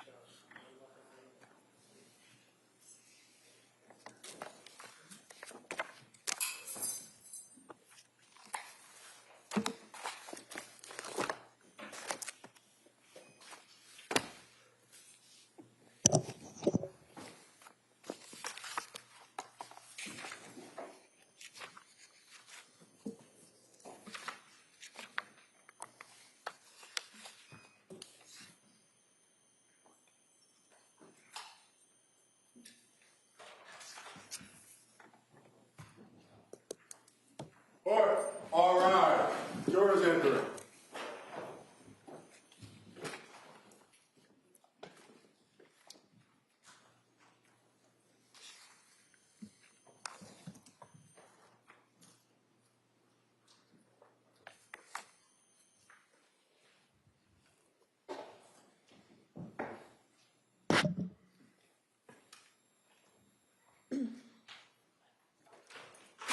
This court is now in session. To be seated, please. Your Honor, for the purpose of the record, we return back to the trial of Commonwealth versus Lindsay Clancy. All parties are present, including the defendant and including the 18 jurors. All right. Attorney Reddington? Thank you. So I now have, sir, Exhibit 220, which would be the records from the Women and Infants Hospital that you read prior to coming in here today, correct? Yes. And when you read the records, would you agree with me, sir, that there was a history of present illness, which means they would ask Lindsay questions about how she felt, what her medications were, things like that, right? Yes, I would. And when you were reviewing this, did you note that she indicated that she was feeling, and I quote, because it's in quotes, crazy, depressed, numb to all emotion, end quote, quote, can't feel love, end quote. Quote, my life is becoming a disaster, end quote. You saw those? Are you quoting from the records or from my report? Records, Exhibit 220. Okay, yes, I would agree that those were words that were used when I reviewed the records. And when you were talking with Lindsay, you asked her what she meant by saying she can't feel love? Yes, she said that she felt like a shell. She felt hollow. She felt like a zombie. She felt emotionally flat as a pancake, which is also one of the phrases that was used in those records to describe her mood. Okay. My life is becoming a disaster, quote, can't feel fear, end quote. What did that mean? Did you ask anything like that? Can't feel fear. I didn't ask her specifically about can't feel fear. She indicated that she couldn't feel things emotionally that. So. Worried that she is, quote, messed up beyond repair, end quote. That was in the records, correct? That was several places, yes, including the records. Quote, takes all the effort in the world just to breathe, end quote. That was in the records, correct? Yes. And in the interviews of friends and family, would you agree in this time frame, which was in December, to the end of December, that she was having difficulty even getting out of bed? Yes. She felt very heavy. She couldn't even walk. She had difficulty with her personal hygiene, correct? Yes. Was worried about how she's going to take care of her kids and feed them and watch them while Patrick was working, right? Yes. And one of her goals, and I quote, was to come off meds and be able to sleep, end quote. Yes. Now, insomnia, you'd agree with me, is very serious. Oh, I would absolutely agree with you, And yes. that can lead to any number of things, right? Yes. It can even lead to psychosis, right? Yes. Okay. I asked you about the treatment plan and recommendations that the district attorney had asked you about as well. And if I may, and if you need to look at it, let me know. It says treatment plan, admit to DHP. Do you know what DHP is? No. Okay. Medication recommended tapering off Seroquel, starting with 200 milligrams tonight and follow up with outpatient provider. That would be who, Gelada? At the time, it could have been Gelada or Tufts. And then indicating, sir, that diagnosis that we talked about, if I may approach, can you, right here, just read number 1 and 2 for the jury, please? Number 1 is GAD, which stands for Generalized Anxiety Disorder. Number 2 is depression, unspecified, rule out due to adverse drug effects. So when you rule out and have a concern about adverse drug effects, one of the things that I imagine one would do is to reach out to the person that's prescribing the drugs, right? It's possible. There could be other strategies as well. You could change the medication. You could discontinue it. There could be a number of things. And when you read the record, sir, again, page 9 on the treatment plan, did you make note of the fact, and I quote, "Of note, we attempted to reach current outpatient provider Rebecca Gelada, NP, but did not receive a call back." You see that? I may have seen that. I didn't note it in what I wrote here.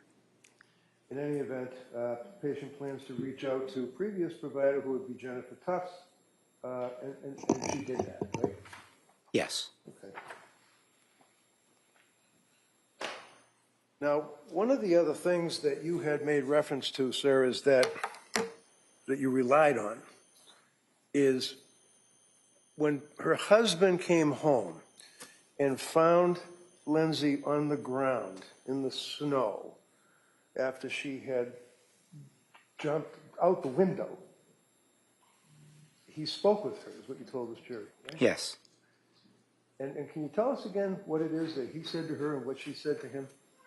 He said, "What did you do?" And she said, "I tried to kill myself." And then he said, "Where are the kids?" And she said, "In the basement." Now, what is your source of that information, sir? It was in the records, and I also did a collateral interview with Patrick Clancy. Did you listen to the 911 tape? No, I did not. If I tell you, would you be surprised, sir, that she had significant damage, not only to her back, her spine, and was hemorrhaging, but also to her throat?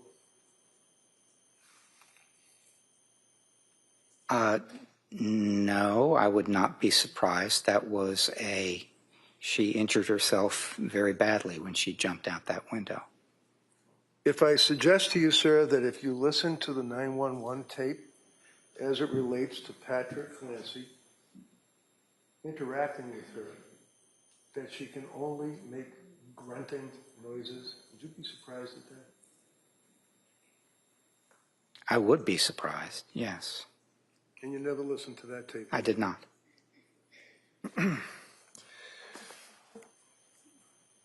Went into McLean Hospital, and that would be the locked wards of McLean Hospital. She was there for 5 days, correct?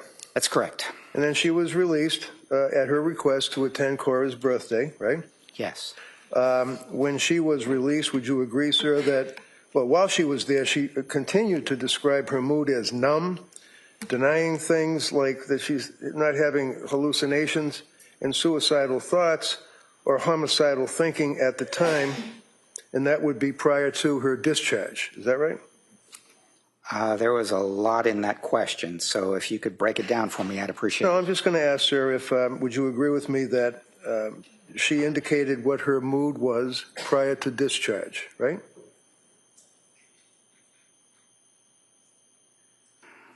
Well, as a doctor, you're not going to let somebody walk out the door of a locked ward in a hospital without making sure that, in your opinion, that it's okay for the person to be released to their home, family, things of that nature, right? I'm looking at the part of my Sir, report. can you understand my question? I don't care about your report. I'm asking you about when someone is in a hospital, you don't release them unless you feel they're not a danger to themselves or others, right? Yes. Okay. The answer to that question is yes. And she was released, right, from the hospital. Yes. And she then was allowed to go home and go to her daughter Cora's birthday, right? That's correct. And this was on January 5? January 5, yes. And she was described in the records as being cooperative and pleasant, right? Cooperative, pleasant, no psychosis, no suicidal or homicidal ideation, mood described as good, in quotes, and not anxious. Good for you. Anything else you want to add? Objection. That's sustained. Next question. So after discharge, would you agree, sir, that she had what she described as a small shred of hope after discharge because she thought that she was off the Seroquel and felt that was what was causing her a lot of her problems, right? Yes, I would agree with that. Okay. But the intrusive, suicidal ideation and thoughts returned. Isn't that right? Within a week, yes. And they were pretty bad, weren't they? Yes, they were. And again, she's describing, according to your testimony yesterday, symptomology that you said of combined 2 and 3. That would be on the little diagram you put up on the board, right, for the jurors to look at, the blue thing that you had with the 1, 2, 3, 4, 5, 6, 7. The PowerPoint slide, yes. Right. So you combine 2 and 3 on the slide, but you talked about this before, is what you indicate, and this is after she started taking the medication. Anxiety didn't get better. She had difficulty, great difficulty with insomnia, and that she was numb, right? Yet again. Yes, right? correct. And a zombie, yet again, right? Yes. And she didn't see any improvement. Is that right, sir? No, that's not right. Okay, well, quote, in fact, she thought it was getting a lot worse. And so basically what she thought is that the symptoms that she was experiencing following taking the medications prescribed beginning in October, she said the symptoms were getting worse, particularly new symptoms, which were insomnia. It's page 126 of your testimony. Okay. Yes, okay. All right. I misunderstood your question. That's all right, no problem. Sorry. That's okay. And then you further indicated that moving on to number 5 on your chart, one of the things she also said is that she was focusing on making the anxiety, helping the anxiety getting better through medication, right? Yes. It was also counseling. She went to counseling through Latasha Dukes. Ms. Gelada was still treating her, correct? The counseling was limited, but yes, that is correct. She was involved in some counseling. So it was limited. Is that a bad thing? Did this woman not want to Objection. go to anybody that would help her, sir? Are you trying to tell the jury that she was avoiding Objection. help? Sustained. Next question. So it was limited? How was it limited? It was short-term and supportive as opposed to something where in the field you might pick a cognitive behavioral therapist, which is empirically supported for things like anxiety and depression and patience and things like that. Who makes that decision? Does a person like this make that decision, sir? Is it up to the patient to make a decision of cognitive, whatever it is you just said? Yes, it's certainly one of the things that an individual can do is looking for a referral from somebody who would be a cognitive behavior therapist or something like that. So yes. Go ahead. I don't want to cut you off. I'm All finished. set? I'm finished. She was focusing on trying to make this anxiety and make her feelings about her feelings go away. She wanted to be herself again, right? Yes, that's right. Now, there's nothing wrong with that, right? For a person to want to do that? Not at all. Okay. You indicated that she was concerned about resolving her problems, and the district attorney then asked you about if this is some type of her taking control of her life. You indicated that she is trying to take control of her life. Remember that? I testified that it was important that she felt in control and that she could make things happen and improve things through focusing and discipline and hard work. And that's what you've already agreed, that she was a person that wasn't afraid of hard work, right? Yeah, on the contrary, she worked hard and she got a lot of results from working. So that's hard. not an issue that would be something that would be a black mark against her, that she's trying to take control of her life as it relates to these medications and what they're doing to her and her internal feelings of postpartum, if that's what she believed? I was not trying to develop black marks against her. I was just trying to I'm sorry. I describe thought how you she said- thinks and No, let me feels finish. and behaves. Sorry, you're right. All right, next question. I thought you said yesterday that, you put 2 marks over this category, 3 marks over this category. This is possible, that's possible. You were considering these things, right? That was on another issue. Okay. Yeah. So as it relates to resolving the problems, that would include talking to doctors about different medications to try, researching medications on her own. This is your testimony. Asking friends and family for tips. Really? You're supposed to ask friends and family for tips about your mental psychosis, your mental state? I'm not sure what the question is. Well, Dr. Helbrun testified yesterday as it relates to, in response to questions from the district attorney about her resolving her problems, including talking to doctors about different medications to try, researching medications on her own, and asking friends and family for tips.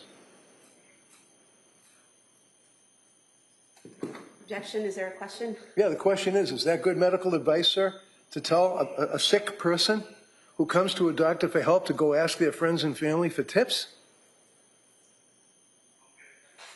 One of the things I would say is that when you want very much to improve, you, of course, ask your doctor and whoever else you're working with, but you might also ask other people in the family or friends any recommendations that they might have. That's sort of something that you do. And when you say sort of something you do, what are you referring to? The women that come to a doctor in the postpartum depression, postpartum psychosis, and ask for help, that they should go talk to their neighbors? I think that one of the things that's kind of a natural human inclination is to talk to people who are close to you, friends and family and so on, and say, this is a problem I'm having. Do you have any advice, or can you help in any way? And then over the course of the time that she was going through this experience into late January, she had a lot of providers offer a lot of diagnoses, and there were a lot of complicated considerations, so much so that the diagnosis that was given to her, being at that time adjustment disorder with anxiety and depressions, generalized anxiety disorder, major depressive disorder, bipolar disorder 2, postpartum depression, postpartum psychosis, postpartum stress disorder. Those are your words, sir. Yes. And that was all in January, wasn't it? Right? Stop saying no. Are you asking me whether she had all the symptoms of all those disorders in January? Your word, sir, for late January. Objection. If we could have the question and the response. Yeah, good. Next question. Go ahead.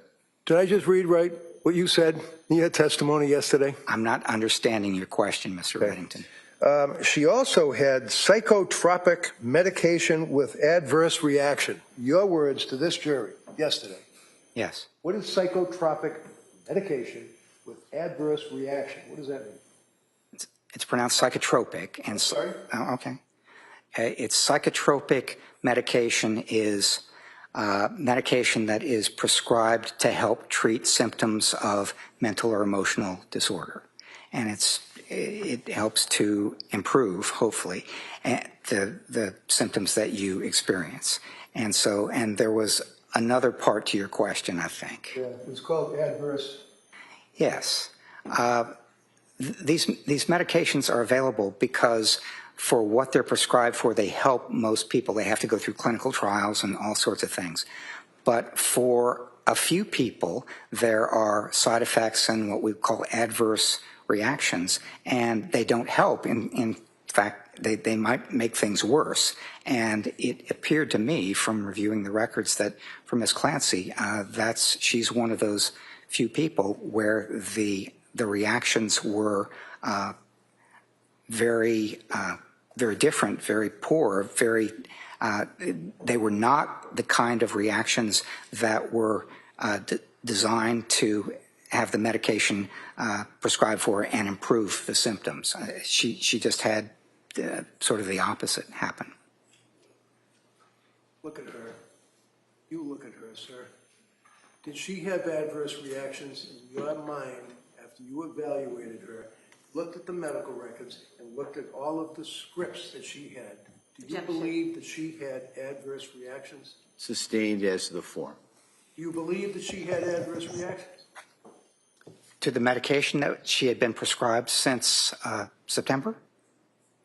Did she have adverse reactions, sir, up to the time of late January when you had no problem answering questions for the DA yesterday? Did she have adverse reactions into late January? I believe she was having adverse reactions from the time she began taking the medication in October up to and including January. Do you think that the treatment that she got from Tufts and Gelada was good? Objection. No, overruled.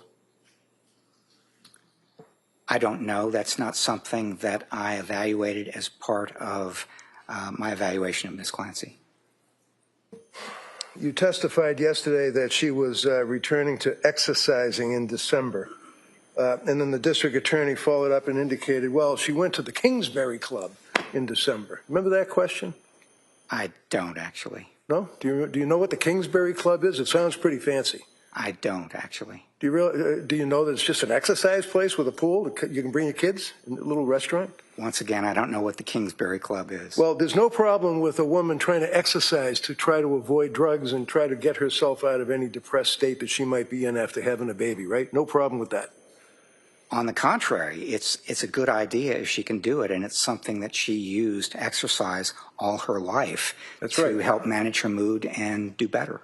One of the questions the DA asked you yesterday is about the manic state or hypomanic state and exercise or things of that nature. And you answered that she did some exercise. Well, she did more than some exercise right after having Calvin, didn't she? She did. What did she do? She got up at 4 a.m. She ran 3 miles. She did half an hour on the Peloton, did an exercise class. So she was doing a fair amount of exercise. How about a road race shortly after she had the baby? Yes, it's my understanding that she did that too, yes. During that period of time while she's exercising and running and road races and all the rest, sir, would you agree, sir, that that coincided with the same time that they were involved with the cleaning out of the garage and removing property and selling things? Would you agree with that? Yes. Would you agree that at the same time she was doing the beach blanket bingo or whatever it is on television, where she's selling people things like videos and lost money doing it? Would I agree what? Would you agree that she was selling videos online and it turned out that it was a scam and she lost her money?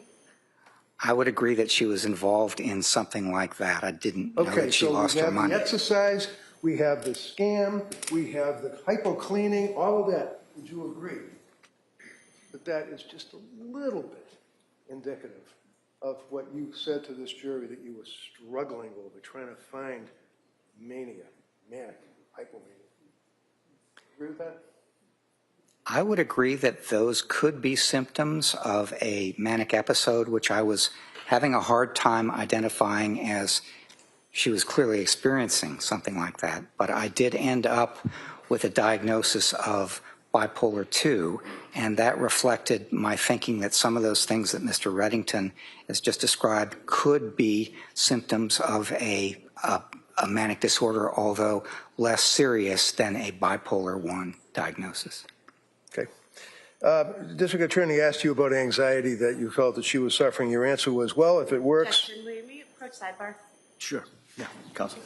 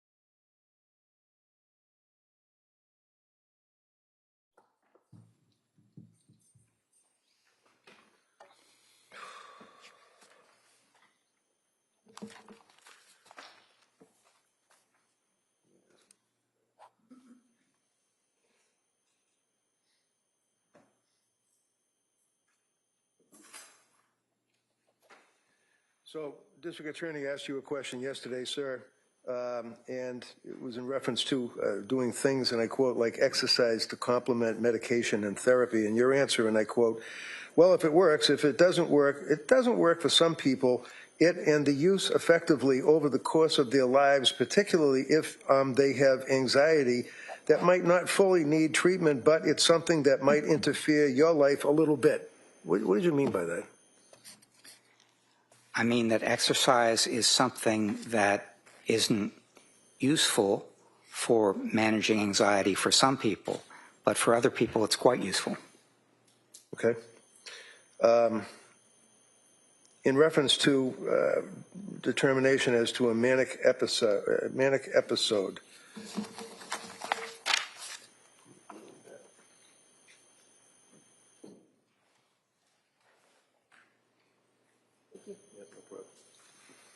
Your response, sir, was that there were times when she felt, as she described it, after the birth of different children, she felt good, she felt on top of the world. She felt really close to them, her husband and her kids and so on, but it's also something that it didn't look like a manic episode, so much that it looked like she was feeling good and getting back into exercise and stuff. Yes. That was your answer yesterday. Is that in reference to the struggle that you had to try to get to a manic episode? That's what you said yesterday, right? Yes. Okay. And the answer is yes?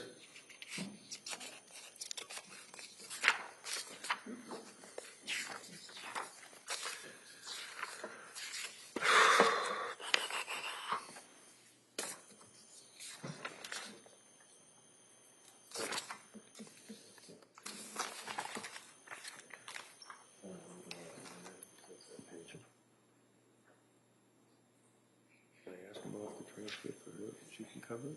I'd like to read it first. Okay.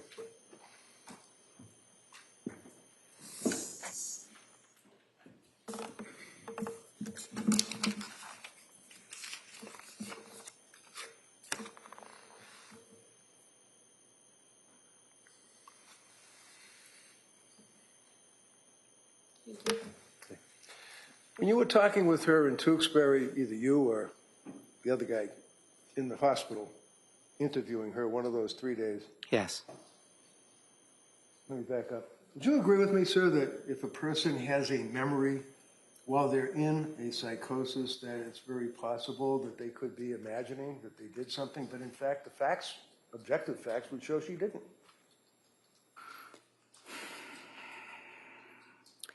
It's possible that being in an actively psychotic condition could affect the way information is processed, and therefore could affect the accuracy of their memory. So, for example, she told you that after she slashed her wrists and after she tried to slit her throat, that she used the knife to cut the screen before she threw herself out the window, right? Yes. Was the screen cut? I understand that it was not. Did that give you pause?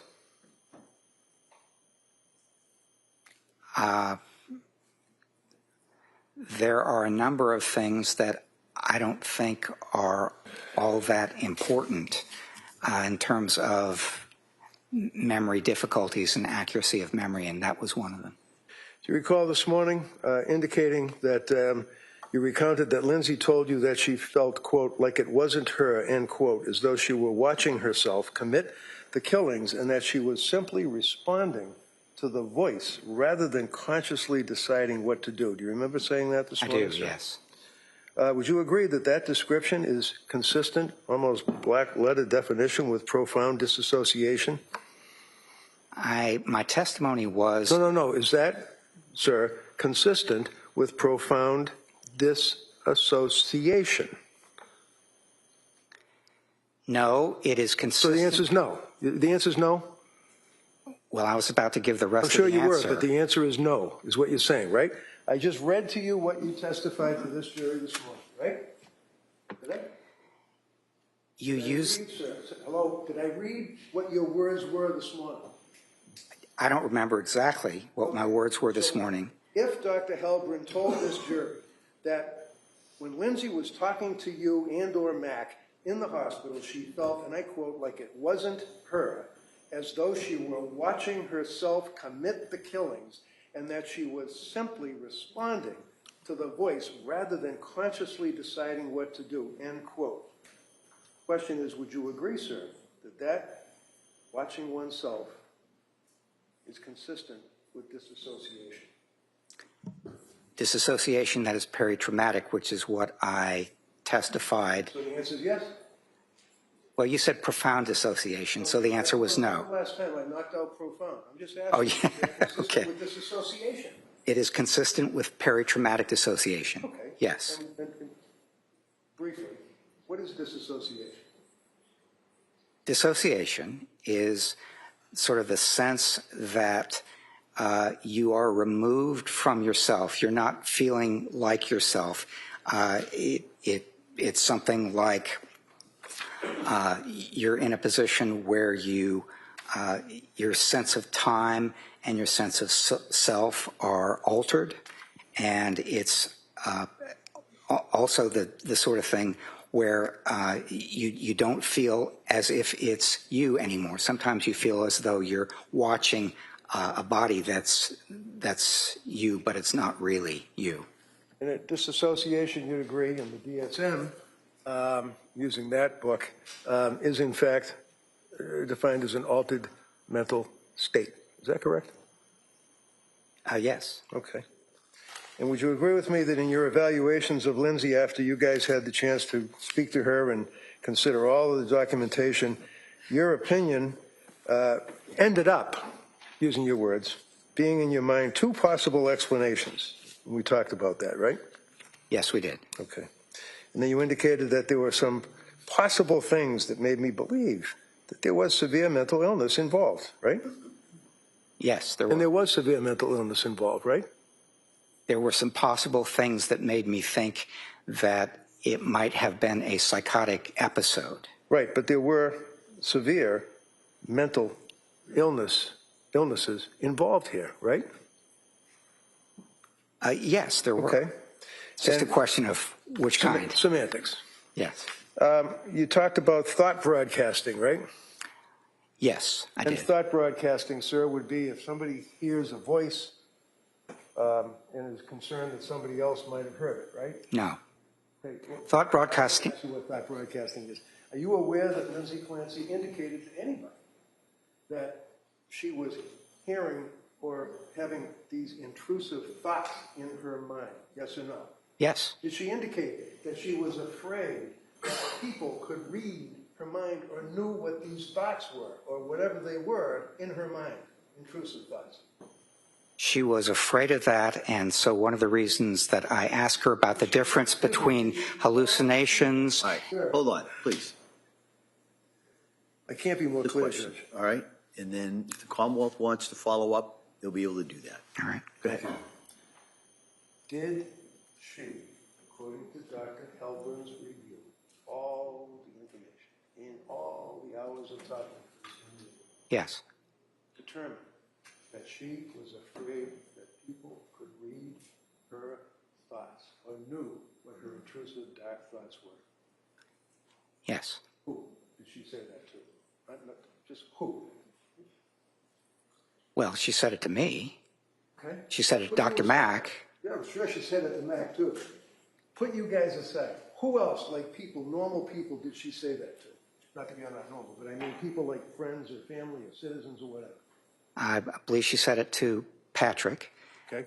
and she may have said it to others as well. She may have said it to others as well. I don't remember who else she said it to, but she said it to Patrick. Well, to how my can you come in here and recollection. testify about a young lady that is saying to people that she's having thoughts that are intrusive and dark and that she's worried that other people are reading her mind and know about it, and you don't even know who she said it to?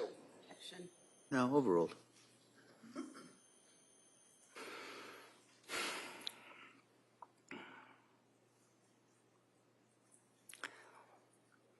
One of the things that she said is that her thoughts were kind of intrusive and loud, and I mean, that sort of thing. And one of the things that she said was that she thought that because of that, other people might be hearing them or might know what they were.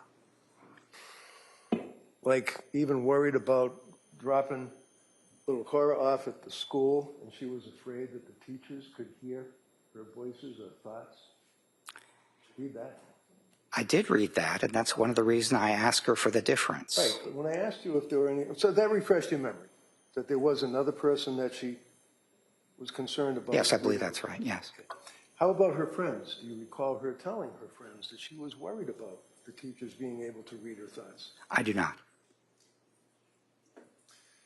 You indicated yesterday that one of the concerns or one of the issues or possibilities was at the time of the killings was acute psychosis, right?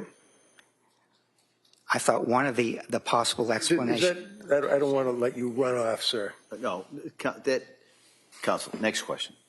Do you agree, sir, that you testified yesterday that at the time of the killings, one of the possible concerns that you had was whether or not there was an acute psychosis? One of the possible explanations for her motivation and her state. So the answer is yes, right? Objection. No, overruled. That's what you said yesterday, right? Not exactly the way you phrased it, and that's what Okay. I'm responding to.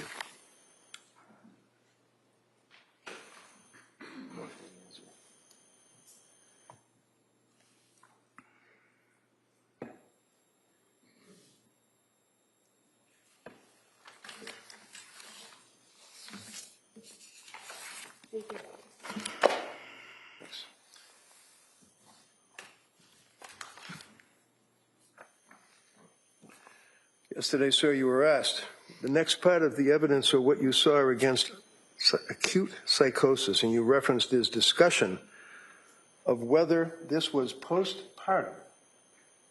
So let's stop there for a minute. Again, you know that postpartum is not a diagnosis, right? I do know that, yes. Okay. But the reason that it was not, as you put it, postpartum, is because she was about 8 months away from having given birth to Calvin, right? Yes. And most of the explanations from the authorities, like DSM-5, would point to maybe 1 month after birth, or maybe give a little bit, maybe 2 months after birth, or something like that. That's what you said yesterday. Yes. And what's that based on in Dr.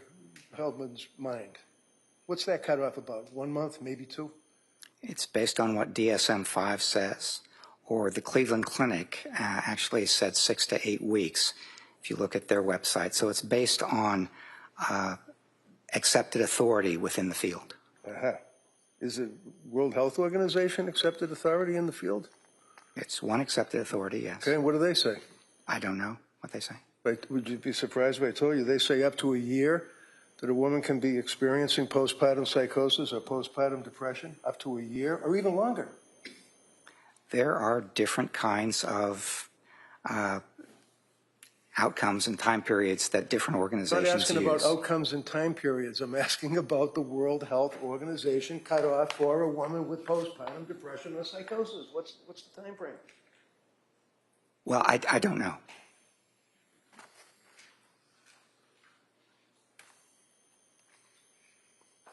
And then you indicated, now, it could be something else, and there was certainly some stuff that I saw that were symptoms of depression and other sorts of things that she experienced in January, but it was, given the time, it was less likely, I thought, to be postpartum. What did you mean by that? I meant that she was 8 months after giving birth to Callan, and if you look at two sources of authority, which I relied on, the DSM-5 and the Cleveland Clinic, then neither one of those would suggest that postpartum was the more likely explanation as opposed to something else. So, if we put aside the DSM, when was the DSM? Strike that. Would you agree that the DSM virtually only mentions the whole concept of postpartum psychosis, postpartum depression in 2 paragraphs? I would agree that they don't consider it to be a mental diagnosis in the same sense that other diagnostic areas are described in that manual. Okay. Think that should change? Objection. No, overall. Do I think it should change? Yeah, you. The way I look at this is that the DSM-5 and the Cleveland Clinic and the World Health Organization reflect different outcomes, and I think that one of the things that they do on the conservative end is they reflect something that is basically a month, a month or 2 months, and something else on the very extended end is a good bit longer. I think it depends on a number of things in terms of how it changes, and I'm not in a position to offer an informed opinion on that, really. Obviously. Objection. That'll be stricken. Doctor, if Ms. Clancy had a genuine command hallucination, which in fact did cause her to feel compelled to carry out the killing of her children Yes. and herself, would you agree that she lacks substantial capacity to conform her conduct to the requirements of the law? If in fact that was a genuine command hallucination that she believed? That would depend on a number of things. It would depend, for example. Let's not go through a number of things. So your answer is no? And my answer would be it depends. Okay, so it depends. Next question.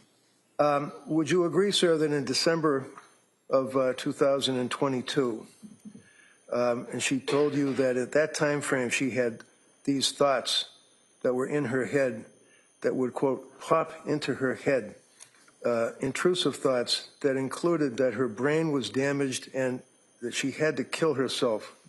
And she told you that, right? She did. Do you believe she was telling you the truth, sir? Yes.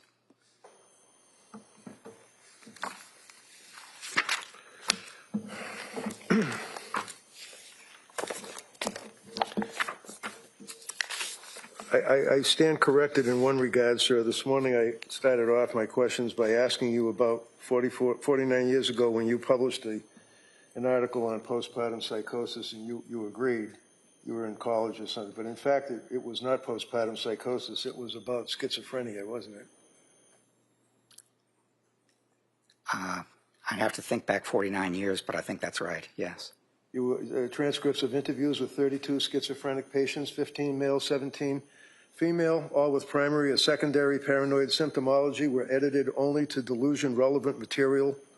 Does that refresh your memory, sir? It does. Okay, so it wasn't postpartum psychosis. You've never written about postpartum psychosis, right? That's right. Okay. So, finally, sir, would you agree, and if you don't, just say, no, I don't agree. Postpartum depression. Are there tests that can be administered to? I'm not talking about a guy who's upset about his job. I'm talking about a woman who's just had a baby, who's going through the postpartum period, exhibiting signs of depression and or psychosis, okay? Yes. All right. Would you agree with me? A person can complain that they're less able to laugh or see the funny side of their life.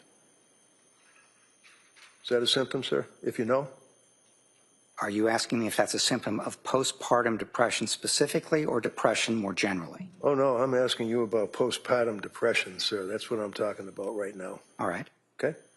Do you agree that a patient would complain that they're less able to laugh and see the funny side of life? That's a symptom of depression. All right, you're going to tell me it's a symptom of depression be... constantly. My question is, do you agree that it's a symptom of postpartum depression? Yes. Okay. Not looking forward to things. And let me just say... Oh, no, I don't want to let you do anything. Can you just tell me if stopping looking forward to things is a complaint that is common to postpartum depression? Yes. Anxious and worried for no good reason. Yes. And Lindsay complained of anxiety and being worried for no good reason constantly, right? Yes. She blamed herself for a lot of things in her life. Isn't that right? She did, yes. And she was not looking forward to the future. She was not happy with her life in the sense of the way she felt and wanted to go back to the way she was, right? That's right. How about complain? When I say complain, I don't mean complaining. It's just that that's the language you guys use. Complained about overwhelmed. Her day is overwhelming. Yes. So unhappy that she would cry constantly. Yes. Sad and miserable. Yes. Thoughts of harming herself, which is, according to the Mass Department of Mental Health, a flag in and of itself. She had thoughts of harming herself, right? She did. Okay, so those are all of the postpartum depression symptoms that a person can have, according to Mass General Hospital's 3-year review of postpartum depression and psychosis. So she hit all of these symptoms, right? Those are symptoms of postpartum depression. They're also symptoms of depression I don't broadly. care what I'm asking you, sir. Are they symptoms of postpartum depression? Yes. All right. And there's a tool that psychologists can use with a woman who's coming to a doctor for help because of the symptoms of postpartum depression. Is that correct? Yes. And what is that tool? I don't know what the tool is, but I'm sure there is a measure of it, yes, of postpartum depression. Okay. Have you ever used that measure? I have not. Have you ever read about it? Possibly. Do you even know what it is? I don't know what it is. How about postpartum psychosis, sir? Same study. Hearing voices or a voice commanding a person to act. That's in the DSM, right? Yes. Okay. Command hallucinations, yes. Delusional beliefs or distorted reality is a symptom that a person can complain of, right? Delusional beliefs, And yes, or fixed false distorted beliefs, reality. yes. Yeah, it's just next statement. Confused, disorganized thinking. She had that, right?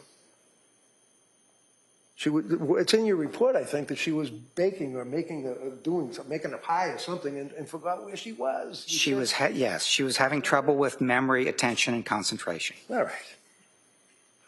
Anxious and worried for no good, strike that, apologize. Severe sleep deprivation, she had that, right? Yes. Rapid mood swings, she had that, right? Not sure she had that. Well, how about the time that Patrick told you that she would repeatedly find herself in the living room on the sofa and bury her head in the pillow and rock back and forth, crying hysterically? When you said mood swings, that implies that at one moment you're feeling down and sad and depressed, and in another moment you're feeling quite differently. So Right, and I then don't she see took that the the kids. mood swings she had. Oh, all right, go ahead. Go ahead, Doug. Yeah, I don't see that she was experiencing mood swings so much as she was experiencing symptoms of sadness and feeling down and lack of motivation, which are symptoms of depression. What is akathisia?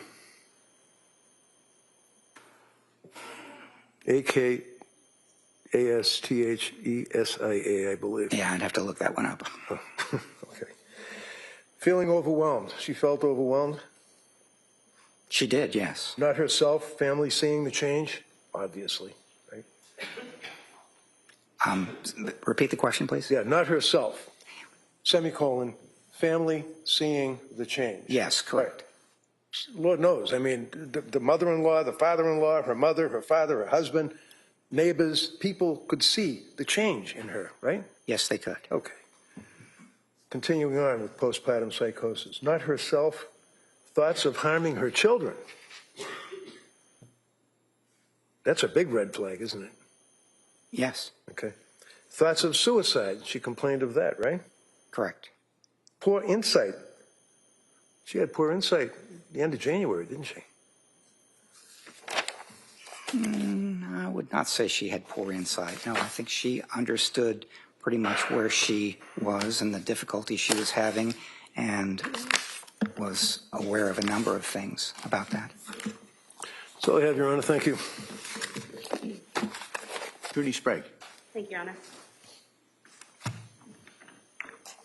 Doctor, those symptoms that Attorney Reddington just read you about postpartum depression. Are those also symptoms for general depression? They're symptoms for general depression. They are, to some extent, symptoms of major depression, which is a more extreme example, a more extreme version of general depression. And there are also symptoms of bipolar disorder and bipolar 2. And I thought at the end of this evaluation that her correct diagnosis was bipolar 2. And why was that? One of the reasons, as I testified yesterday, is that she has been in Tewksbury for 3.5 years, and that is her diagnosis of record, bipolar disorder.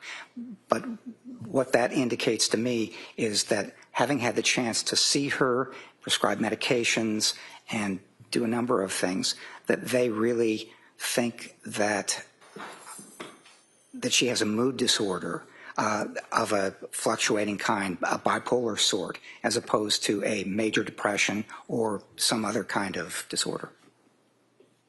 Now, you were asked by defense counsel about the fact that you interviewed Ms. Clancy a little over 3 years after she killed her children. And your testimony was it's better to interview the person as soon as possible, right? Correct. But you were able to watch Dr. Resnick's interview of the defendant about 3.5 months after the incident happened, correct? Yes. And you were able to review all of her records leading up to when she killed the children and then after she killed the children all the way up to present day, correct? Yes. Is that something that you typically have when you do these forensic reviews, that much information, medical history and information on a patient? I had more records information in this case than I have ever had in my career. And so, also, were you aware that you weren't allowed to interview the defendant until the court gave permission? I really wasn't. I didn't know how the process worked. But as soon as you were informed that you could meet with the defendant, you did, correct? Yes. And the fact that you had all of these resources, the records, the prior interviews, the recorded interviews of witnesses, the criminal file, the collateral interviews that you did that in any way aid you in overcoming whatever deficits you might have had in interviewing her 3 years later? It did, yes. And how so? Because of how extensive the records were from different people, different observations, different times, and so on, they, in effect, created something that I would have tried to do myself if there had been fewer records available. So I would have tried, for example, to... Well, I'm going to object to what he would have done. No, overruled. I would have tried to conduct a number of collateral interviews. I would have tried to go out and get some of the records myself if they'd not been available and provided to me. Usually I have to work a lot harder to get 10% of the records that I had in this case. And you were provided with her complete psychiatric history from September through present day, correct? I was. Now, you were asked about being retained by our office and speaking to the prosecutors in the case. Did anyone from my office or myself or Ms. Buckingham ever tell you what your decision or what your evaluation should say in this case? No. And did we ever put any pressure on you in any way, shape, or form to come out on what defense counsel calls our side? No. And he also asked you about your interview itself with the defendant. At any point in time, was your conversation with Ms. Clancy hostile or aggressive or rude in any way? No. Did she ever ask you to stop and say she couldn't do it any longer? She did not. In fact, she declined a break at one point in time, correct? For one of the days, yes. That was the third day. Prior to reading the records in this case, did you form an opinion as to what her criminal responsibility was? No. In fact, I worked very hard to avoid forming any kind of opinion until very late in the process when I'd had the chance to go through all the records, do the 3 days of evaluation, do the collateral interviews, and get everything I could have, because that's the kind of thing that helps you handle what's been referred to as confirmation bias, which is starting out with a good idea or a conclusion and then being drawn to the things that support that and avoiding the things that don't. Would an example of confirmation bias be giving a press conference in which you diagnose a patient before you even do an evaluation of that patient? And then finding that same diagnosis that you initially made? Well, an example of that would be saying before you had ever met with somebody that I have a diagnosis, and then meeting with them and then possibly resulting in your providing that diagnosis. So it could well be an influence of associated with confirmation bias. Now, you were asked about the defendant telling you that she didn't like to leave the children and how that was, how that impacted your evaluation of the defendant. And I think you were cut off on your answer. So if you could just tell us why, what you saw in terms of, or heard from the defendant in terms of her not wanting to leave her children and how that impacted or influenced your evaluation. That was an important consideration. Objection, it's not responsive. No, I'll go ahead. If you could answer. Yeah. That was an important consideration because one of the things that would go through your mind if you decided to take your own life would be something very important to you, like your children. And over a number of years and in a number of different... Sorry? This is way outside the scope of cross-examination. No, I would allow this. Go ahead. Proceed. Over a number of years and in a number of different contexts, she didn't like to leave the kids. So the question might be if you were possibly inclined to think about taking your own life, what would happen with the kids? And would they suffer without you? And could other people take care of them? And that turned out to be something that I thought was consistent with not wanting to leave your kids and not wanting them to suffer and so on. It all went together in how she thought about her own kids, felt about her own kids. You were also asked by defense counsel in cross-examination about the defendant's concerns about taking Zoloft while breastfeeding. Do you recall in your interview with the defendant when she mentioned that as a result of her practice in labor and delivery as a nurse, she was aware that millions of pregnant women and postpartum women took Zoloft with no problem? I do not recall that, no. But that would be in your interview if it happened? Yes. Now, defense counsel asked you about your answer from direct testimony about all of the prescriptions and the different doctors being confusing. But being confusing was your description of seeing all that information, not the defendant's description, correct? Yes, that's right. And could you explain that and how it was confusing in what way? She had a number of diagnoses that people assigned to her, a number of symptoms, and one of the things that she experienced is that people were saying that she had something pretty minor, adjustment disorder with anxiety or adjustment disorder with mild depression or things like that, all the way up to things that were really major and really severe, postpartum psychosis, that sort of thing. And there were a number of things in between. So she was not sure what they were saying, and she was not sure whether they were prescribing the right medication for her, and even if it was something that she experienced, whether she was reacting badly to that medication. So that's basically my understanding, that there were a lot of things that people said, mental health care providers. Some of them were pretty minor as far as what was wrong with her, and some of them were not minor.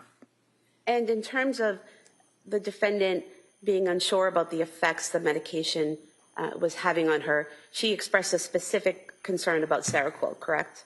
Yes. And What was her concern about Seroquel? It was giving her big problems with sleeping, and she thought that part of the numbness and not being able to feel and that sort of thing was associated with that medication as well. So she thought it was really affecting her badly. And after she went to McLean Hospital, she was no longer on any of those medications that she had been on from September through December, correct? Correct. And she had been weaned off the Seroquel in particular, correct? Yes.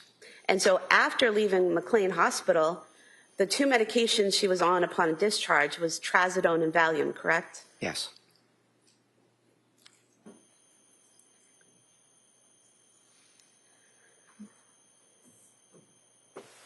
Now, you were asked about thought broadcasting and the defendant thinking that people could hear her thoughts.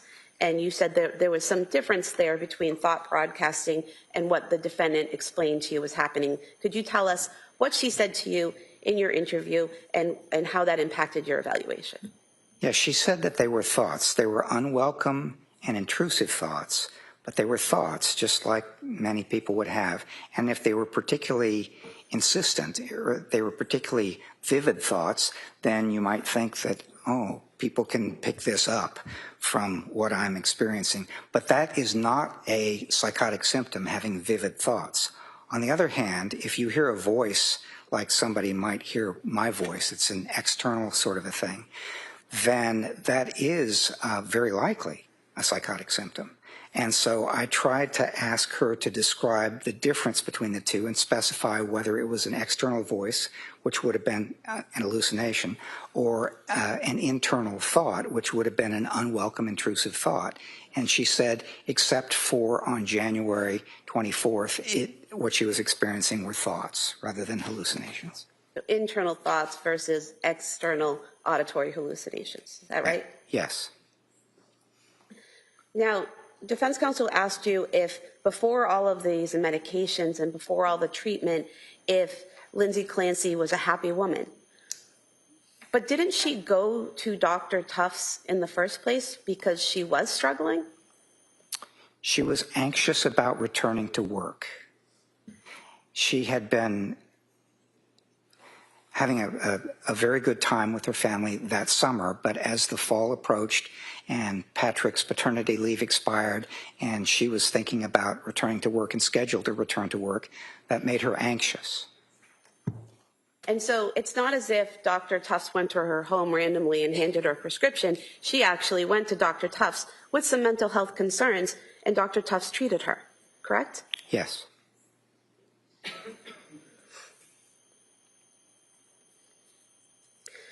And from your review of the records and from everything that you've learned in this case, including your interviews with her, is it accurate that Ms. Clancy never told any of her providers, any of her medical providers, or any of the hospitals that she visited that she had thoughts of harming her children?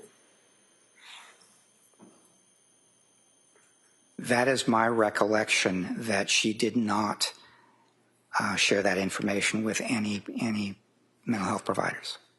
And in your review of the records for Dr. Tufts, nurse practitioner Delata, mental health workers Letitia Dukes, and also at McLean Hospital, isn't it true, isn't it accurate, that in all of those records, it indicates that the defendant denied suicidal ideation, denied homicidal ideation, denied auditory hallucinations, denied visual hallucinations, except for saying that she felt suicidal in December?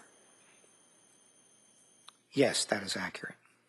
And isn't it accurate that throughout those records, they all document, all those providers document that there are no signs or symptoms of psychosis that are either observable or that she reported? Yes, that is accurate. Now, you were asked about her visit to women and infants in Rhode Island, and defense counsel asked you if they refused to help her and told her to leave.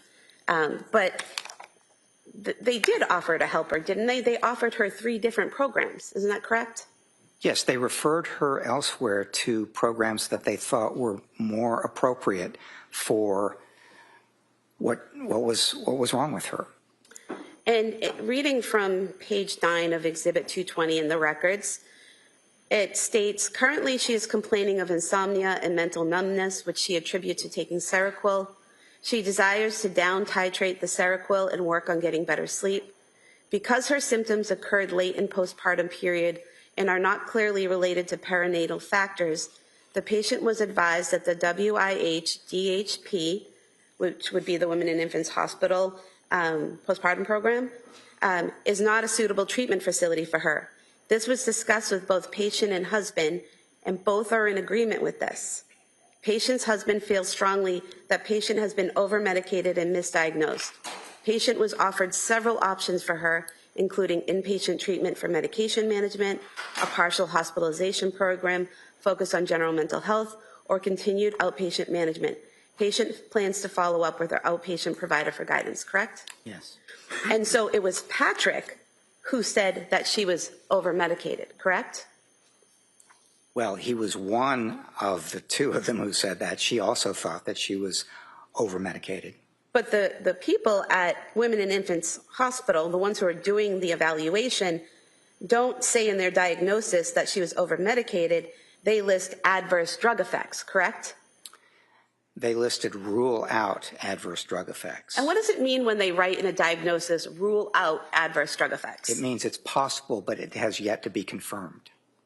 And there's nowhere in the diagnosis any doctor or mental health professional saying that she was, in fact, over-medicated, correct? In the diagnosis portion here? Oh, of women and infants? Yes, I'm sorry, women and infants.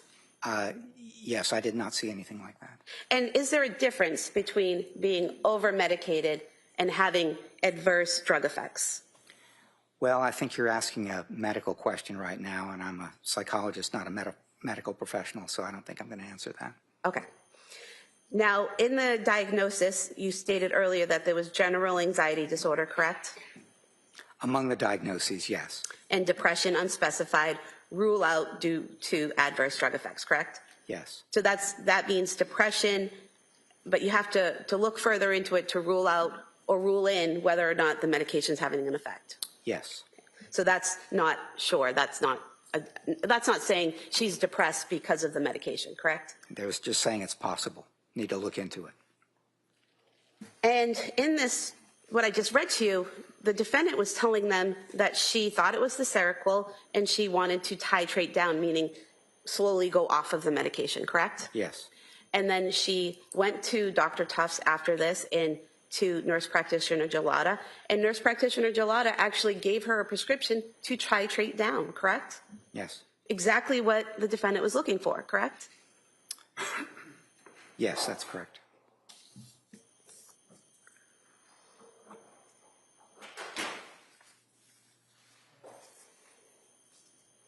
You were asked by defense counsel about the defendant getting worse and worse and worse, but was that between September and December, or was that in January?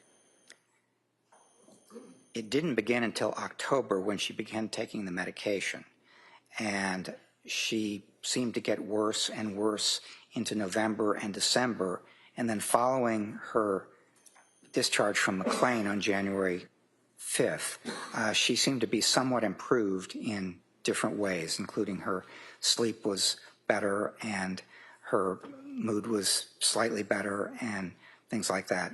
So if I had to describe it, it was worse from October into November into December, and then somewhat better and somewhat improving in January. And you were asked by defense counsel about, you had mentioned cognitive behavioral therapy might be something that someone would look into, and he asked you if that was on the patient to do that, correct? Yes, I think that's right. Were you aware that there are searches on the defendant's cell phone where she looked up cognitive behavioral therapy or CBT therapy? Yes. And so she was actively engaging in her treatment and looking up that type of therapy, correct? That was one of a number of things that she was searching for information on and looking for, yes. And despite searching for information on it and looking for, she never made an appointment, to your knowledge, for that type of therapy? To my knowledge, she did not. You were asked about peritraumatic disassociation, about how a person feels outside of their body watching what they're doing. Did I describe that accurately? Yes. And in that scenario where someone might be experiencing that during a traumatic event, does that mean they're not in control of what they're doing? No, it doesn't mean that. It means it kind of influences their perception and their memory and so on, but it doesn't completely remove their self-control.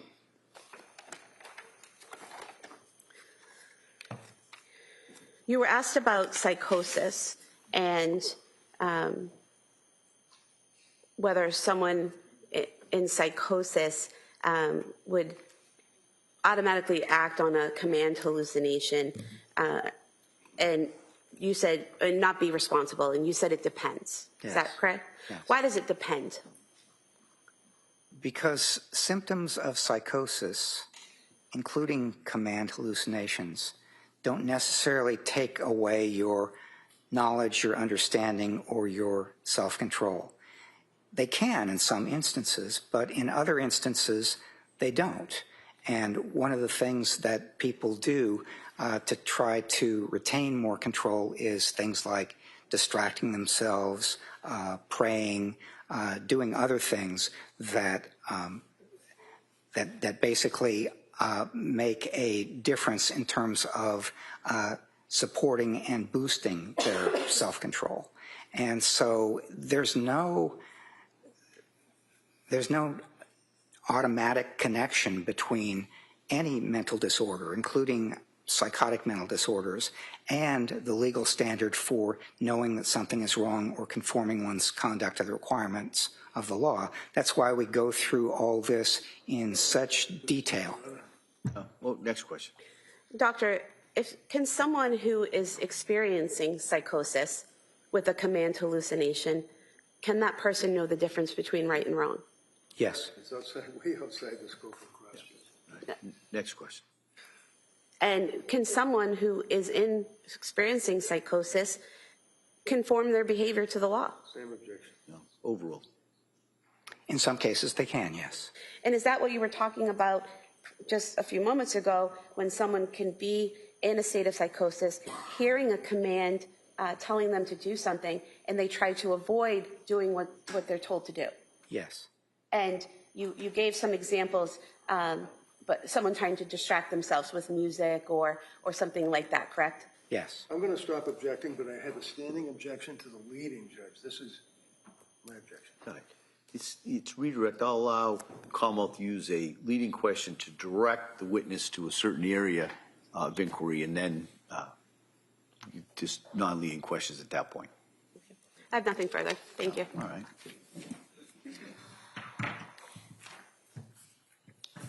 Couple of things.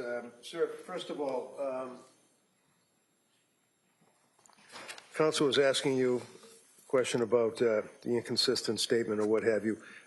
You indicated, sir, if I stand corrected, you administered a test, the MMPI, to her, right? Yes, I did. And one of the subcategories. Beyond the scope. No, she asked about inconsistent statements. No, yeah, overall. Is the K scale or the lie scale, right? Yes or no? Just please, yes or no? The MMPI does have a K scale. Okay. And it And does that have an measures- L scale. That measures if a person, to you as the administering psychologist, is bluntly lying, right? No. Okay. Does it also, in your testing, determine if the person is exaggerating their symptoms? Yes, it's Okay, much yes is closer yes. to that. This is yes, thank you. And when you administered the test to Lindsay, close to 3 years later, you indicated that it was the fact that it was late that you administered the test. It was testing her at the time it was administered, right? That's right. And one of the things that, the results, by the way, if I understand, looking at your transcript of testimony, is regardless of all of your explanations about MMPI and the other psychological testing, she was not elevated on anything except for suicide scale, right? That's correct. Okay. So she wasn't according to the testing you administered when you saw her with Mac, exaggerating, lying, malingering, anything like that, right? That's correct. Okay. And one of the things that you did in your report, sir, is regarding the lying or the malingering, is you made reference to, I believe, Dr. Resnick, Philip Resnick. You know him, right? I do. He's a significant authority in the field of filicide. Is that right? He is. And Dr. Resnick indicated, sir, that his opinion as to the lack of malingering, and, as well as yours, right? Yes, he did. Okay. And you made reference to one of Dr. Resnick's articles, actually, in your report, correct? Some of his research on... The answer is yes. We can make this easy. The answer is yes. Did you look at and cite Dr. Philip Resnick's research report? His research, yes, Okay. I did. And are you aware, sir, that what you cited is outdated? Are you familiar with the 2012 article by Dr. McCarthy Jones collaborating with Dr. Resnick talking about the largest study of hallucinations ever conducted in the world? I'm aware that as a researcher, you build on some of the No, things... not what us researchers do. Are you aware of that report? No. Okay. Are you aware, sir, that that study was after the report that you cited in your report, and it involved 191 individuals who were asked almost 400 questions about auditory hallucinations? You aware of that? No. And are you aware, sir, that in fact it was determined that auditory hallucinations can come from within and it can come from without in that report? You're not aware of that, right?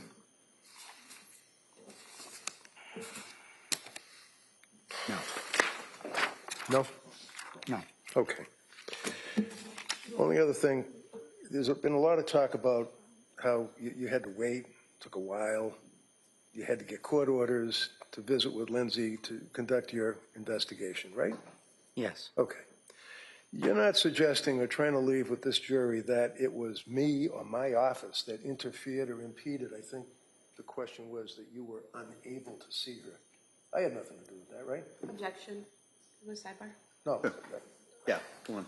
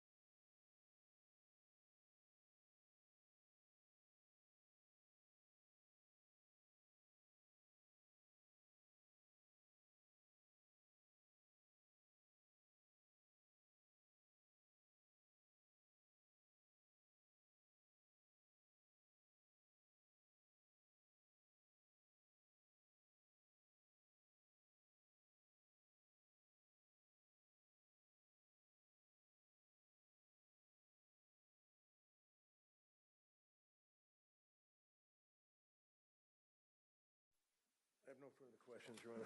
Commonwealth? No. All right, thank you, Doctor. You may step down. Thank you. Thank you, Your Honor.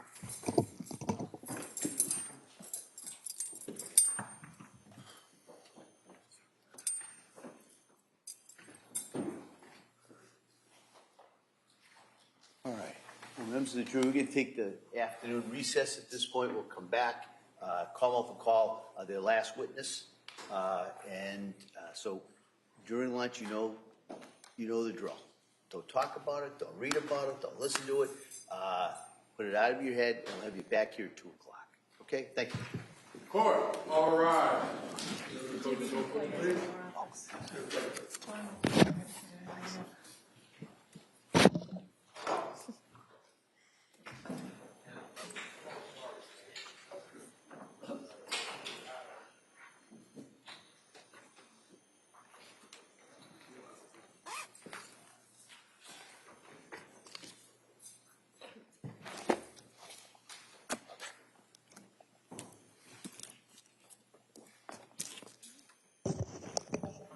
Jurors are next to the forum. Anything we need to discuss before 2 o'clock? No, Your Honor. Counsel? Very good. All right. We'll see everybody at 2 o'clock. Thank you.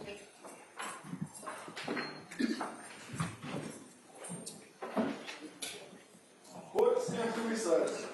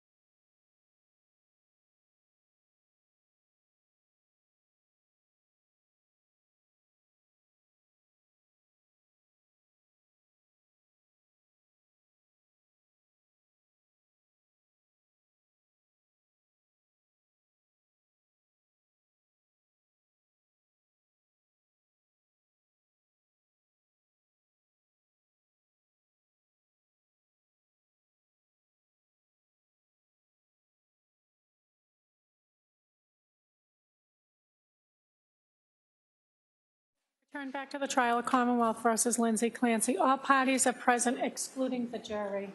All right. Counsel, you all set for the jury? Yes. Yes, counsel? All right.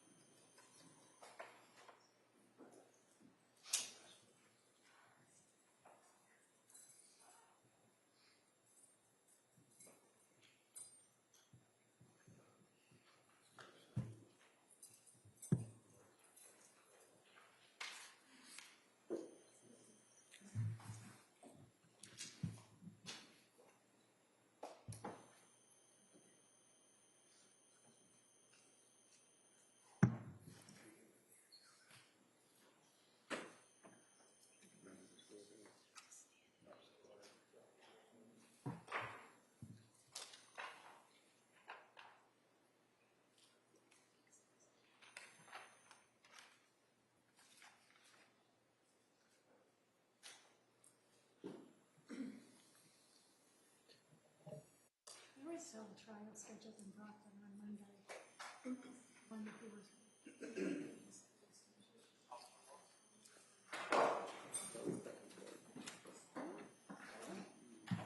Court, all rise. Jurors entering.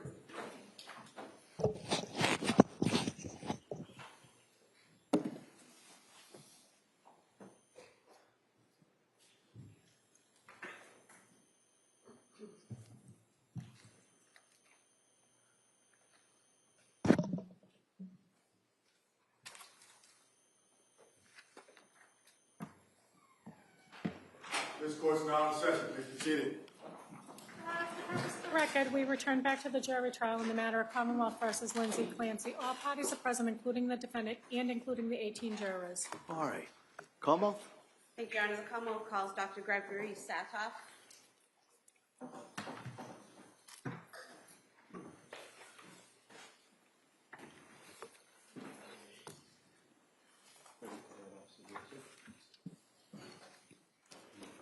Good afternoon, sir.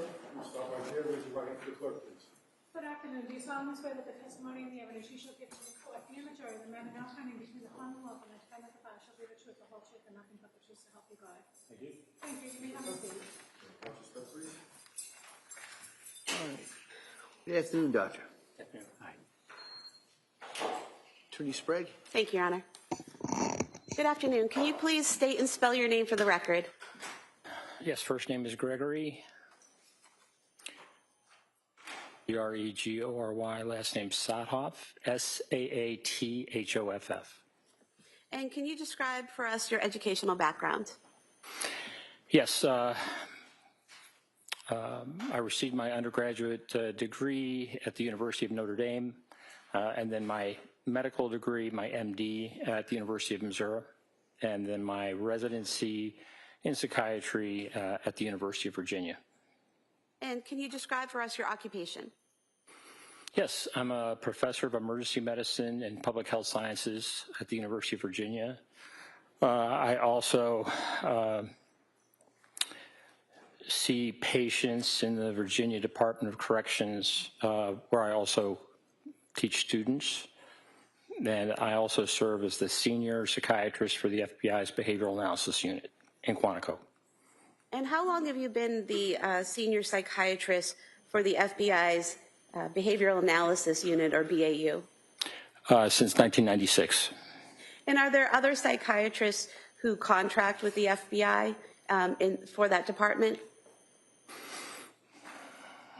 Well, certainly for the FBI writ large, there are psychiatrists who work with them. But as for the Behavioral Analysis Unit at Quantico, we sometimes have Walter Reed fellows who are psychiatrists. But other than that, I am the psychiatrist for the Behavioral Analysis Unit. And what does that entail? It entails working with the behavioral analysis units on crimes and concerns, whether it is with children, I'm occasionally asked to consult with the behavioral analysis unit relating to children, crimes against children, also crimes against adults, and also national security issues, and in particular issues relating to threat assessment. And are you, or do you consider yourself a forensic psychologist? Psychiatrist, yes. Sorry, I apologize. And what is the role of a forensic psychiatrist? Well, a forensic psychiatrist examines issues with mental illness, and it's really the interface of mental illness and the law. Sometimes that can involve criminality. Most often, forensic psychiatrists are engaged in assessing mental status at the time of an offense or competency. But also forensic psychiatrists can consult to institutions or also treat patients within facilities such as jails and prisons. So that work that you do as a forensic psychiatrist, is that in addition to working with the behavioral analysis unit at the FBI and working at UVA and in teaching, and your work in the Bureau of Prisons? Yes. And in terms of your work as a forensic psychiatrist, have you done evaluations and testified on behalf of both prosecution and defense as a forensic psychiatrist? Yes. Approximately how many times have you testified in court as a forensic psychiatrist?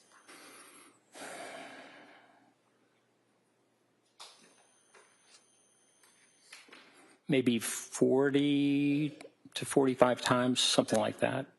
And are you board certified in forensic psychiatry? No. And why not? Well, when I finished my residency, I was interested in public psychiatry. And so I also was in the military. And so military psychiatry and public psychiatry in a teaching hospital was very important to me. As time went on, I was consulted by the FBI. They wanted to meet with me based upon a paper that I had published. And by the time I was more heavily involved in forensic psychiatry and particular assessment of individuals, by that point, the way to be board certified within forensic psychiatry would require a one-year fellowship. And at that point in my life, I just did not have the time to be able to devote to a one-year fellowship in addition to the other things that I was doing. So instead of the one-year fellowship, did you have more on-the-job training as a forensic psychiatrist? Yes. And as a forensic psychiatrist, have you evaluated subjects for things like competency and criminal responsibility? Yes, I have. And let me just say also, in addition to on-the-job experience, it's important to get teaching and training. And so I've taken advantage of courses within the Institute for Law, Psychiatry, and Public Policy at the University of Virginia, and other opportunities as well in terms of even taking a board review course that was very helpful and quite comprehensive. So you've had other training other than the fellowship in order to be a forensic psychiatrist? Yes.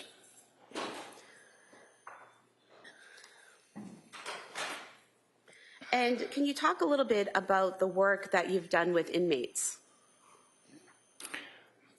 I'm sorry, can you repeat that? Can you talk a little bit about the work that you've done for the Bureau of Prisons with inmates? Yes. Well, specifically, most of my work has been with the Virginia Department of Corrections rather than the Bureau of Prisons. And since 1992, I guess, maybe 34 years, I have assessed and treated patients within the prison system, both men and women at men and women's facilities. And in that time, I have brought medical students and residents and fellows and taught them. So over the course of my career, thus far, I've brought more than 2,500 medical students and residents into the prison system to learn about psychiatry and significant mental illness. And in the course of your evaluating and treating female inmates, did you have the opportunity to evaluate and treat female inmates who had killed their children? Yes. And how often was that would occur, that you would treat that type of patient? Well, in consulting to a maximum security women's prison, I would say 5 to 7 women who had killed their children. And in terms of your interactions with them, you said that you evaluated them. Did that involve diagnosing them? Correct. And then what did the treatment involve? Treatment involved working with a team within the system. Prisons have psychologists and social workers and those who are responsible for working with patient inmates. Medication treatment is very important, but also there are important therapeutic aspects. For a number of years, I ran a group in prison as I felt that that was important, and my students felt that that was important as well. And in terms of the group you ran, what type of group was that? It was a therapy group in which individuals were brought together, all who were diagnosed with a significant mental illness, and being able to speak about their experience and also how to deal with issues or how they dealt with issues over and above the medications that they were receiving. And in your experience in the Department of Correction at the Bureau of Prisons, treating these patients, and also in your experience working at the FBI, did you encounter individuals who suffered from psychosis? Yes, very much so. And could you estimate how many patients you have treated who suffered from psychosis? I'm going to object at this point, Judge. No, overall. Thousands. I spent 15 years running an inpatient admissions unit in a teaching state hospital, and so. First, Sure.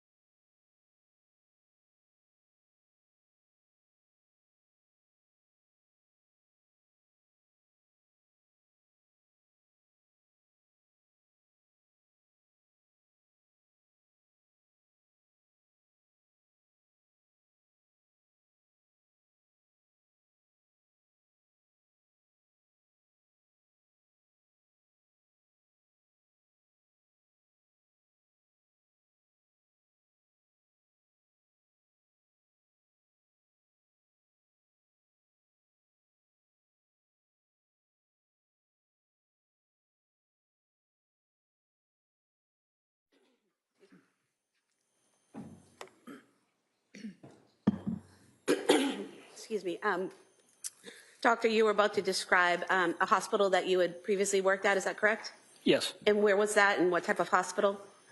It was a state hospital in Virginia, near Charlottesville, Virginia, where the University of Virginia is. It was a teaching hospital with medical students and residents, and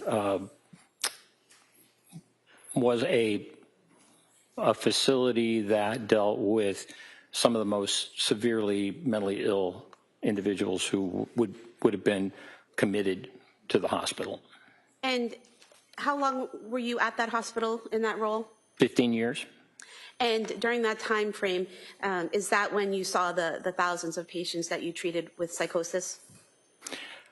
I saw them there, yes, but also within the prison system. And of course, during training, during my residency. Have you ever written any articles about postpartum psychosis? Yes. And when was that? We published an article in 1987 relating to 2 cases of postpartum psychosis that I actually saw when I was an intern. One was my patient, and one was one that I consulted on. And that article that you wrote, was that entitled Postpartum Psychosis Induced by Bromocriptine? Yes. What was bromocriptine? So bromocriptine at that time was a medication that was used to inhibit or to stop lactation. Some women would, after birth, make a decision for whatever reason that they were not able to breastfeed. And so in those days, this medication, bromocriptine, was used to inhibit lactation. And in your treatment of one patient and what you learned of the second patient, did you come to a conclusion that bromocriptine was having some effect of inducing postpartum psychosis? Yes. And is that what you wrote the article about? Yes.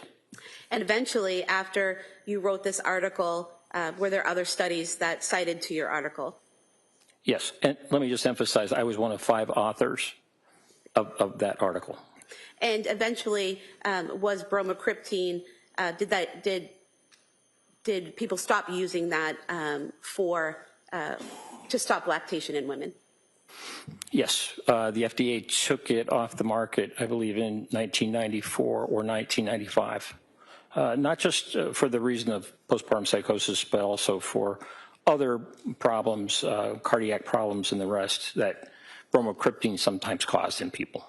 And to your knowledge, was your article with the other co-authors the first article that brought to scientific attention this issue with bromocriptine and postpartum psychosis? I'm sorry, can you ask that question again? Sure. To your knowledge, was this article that you wrote with others the first article that brought to scientific attention the possible link between bromocriptine and postpartum psychosis?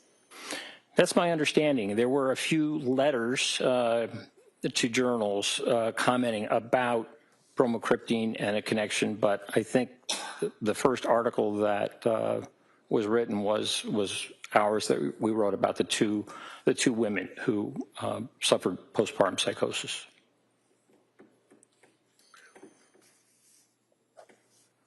Now, you've mentioned your experience in diagnosing and treating psychosis. What is psychosis? Well, psychosis is, it can take a number of forms. I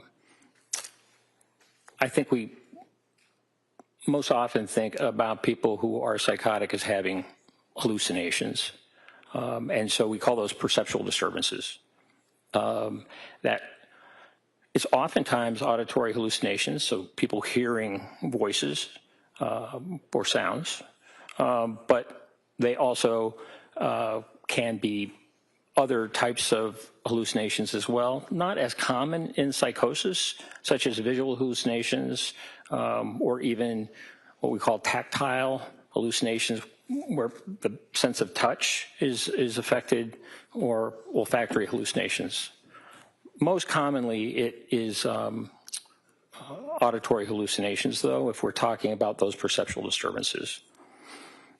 Now, there are other areas that psychosis can show itself.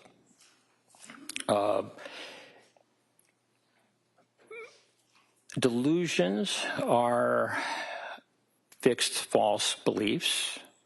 They can be bizarre or non-bizarre. And sometimes people who have auditory hallucinations also have delusions. Sometimes you can have psychosis, or someone can be psychotic with just a delusion and no perceptual disturbance, no type of hallucination. And the third area is with regard to thought and how people communicate. So in that part of psychosis, when it demonstrates itself, is that people have a great difficulty communicating with even speech disorganization. They may engage in what we call neologisms, or making up words that have a specific meaning for them, but no one else. And the way that thought is translated either in writing or in speech, oftentimes people who are psychotic and also have a difficult time with stringing their words together. So what we would call looseness of associations. So really, there are three arenas that psychosis can show itself, maybe in all three: the perceptual disturbances, the delusions, but also the thought and related to thought and communication. But it's also possible to be psychotic and have just one of those three elements. And is psychosis its own mental illness or a symptom of mental illness? Psychosis is a symptom. And why is it a symptom of mental illness and not its own defined mental illness? Well, because there are many different possible causes of psychosis. Someone who has a serious medical problem, for example, can actually become psychotic.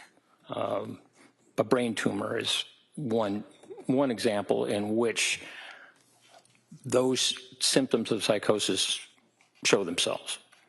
But there are other ways that people can experience psychosis. Some can be secondary to, say, drug abuse. There's certain drugs like cocaine or amphetamines or bath salts that can cause people to have the kind of perceptual disturbances or delusions or problems with communicating, that I talked about. So really, I think it's just important to know that that it is not a cause. It represents a significant finding or presentation. Schizophrenia is one diagnosis where we will see psychosis in a number of forms, but also someone who has a serious mood disorder or schizoaffective disorder or a brief psychosis. So there are many different roads that can lead to psychosis. And so it's important to find out what's originating, because that's how we make the best decisions about how to treat any psychotic symptoms that we're seeing. And doctor, the signs and symptoms of psychosis that are present, is that dependent on the underlying cause, the mental illness or whatever is causing the psychosis?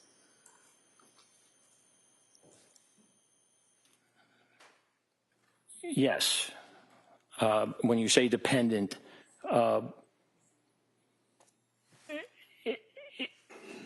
it just is clearly something that is a result of or a manifestation of the illness. For example, there are many different things that can cause a fever, right?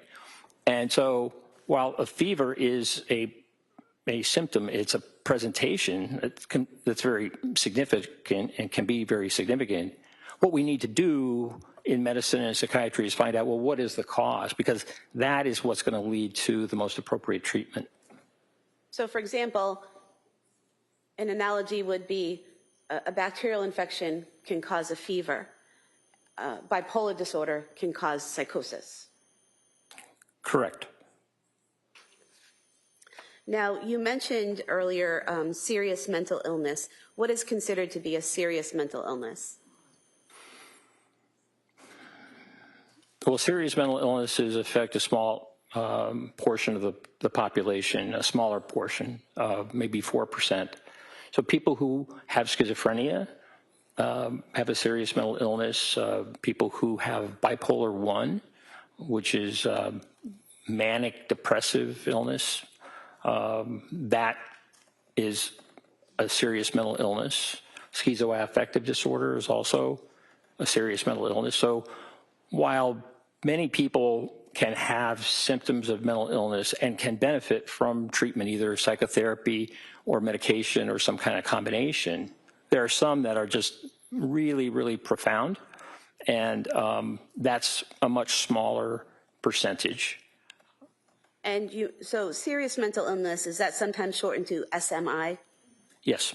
Now, is there something called any mental illness, AMI? Yes. And what would be in that category of any mental illness?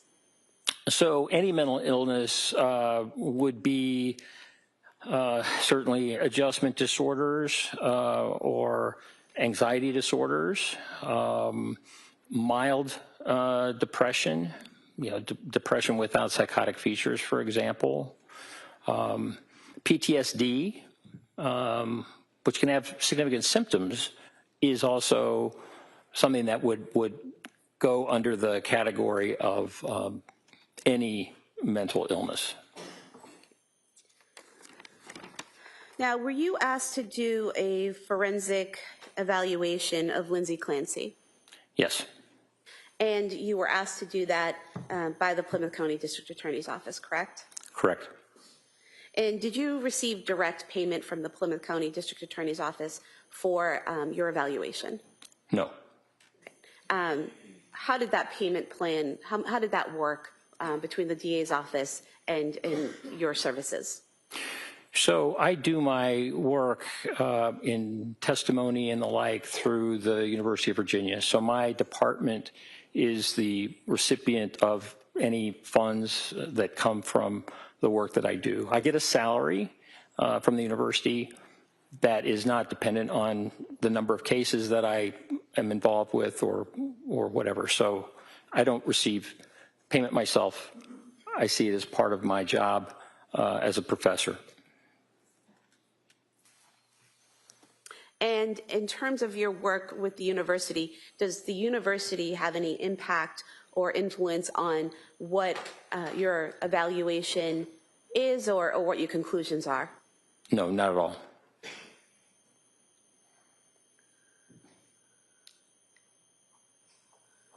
For your review of Lindsay Clancy, what types of records and other materials did you review? Well, they were extensive. They involved significant medical records, not just the psychiatric records, outpatient and inpatient, but also medical records. Certainly the hospital records from McLean, the hospital records from Tewksbury, but also emergency department visits at South Shore and Mass General Hospital. So a significant body of medical and mental health records, both inpatient and outpatient. But in addition, there was a substantial amount of grand jury materials that I reviewed, and videos. For example, videos not only of interviews of individuals, but also in January when the Clancy family went to the museum, or they went to the Cape Codder water park, was able to review those kinds of videos as well. I also received the reports from both the government, but also the defense. And so those experts who were retained, I had an opportunity to review those. I mean, the list of materials is very significant. CVS records, for example, pharmacy records, and law enforcement records, for example, the police reports and things like that from that day, 24 January 2023, in which the event occurred. And doctor, is it typical for you to have such a breadth of records and information, both pre-killing and post-killing, when you do a forensic evaluation? No, I wouldn't say that's typical. Certainly for any evaluation, it's important to try and obtain as much information as possible. But in this case, I think the amount of information was truly significant. And you also interviewed the defendant, correct? Yes, I did. And how many times did you interview her, and for how long? I interviewed Ms. Clancy on 2 occasions. One was on the 29th of May of this year, and the other was the 4th of June. I believe on the 29th of May, I interviewed her for approximately 6.5 hours.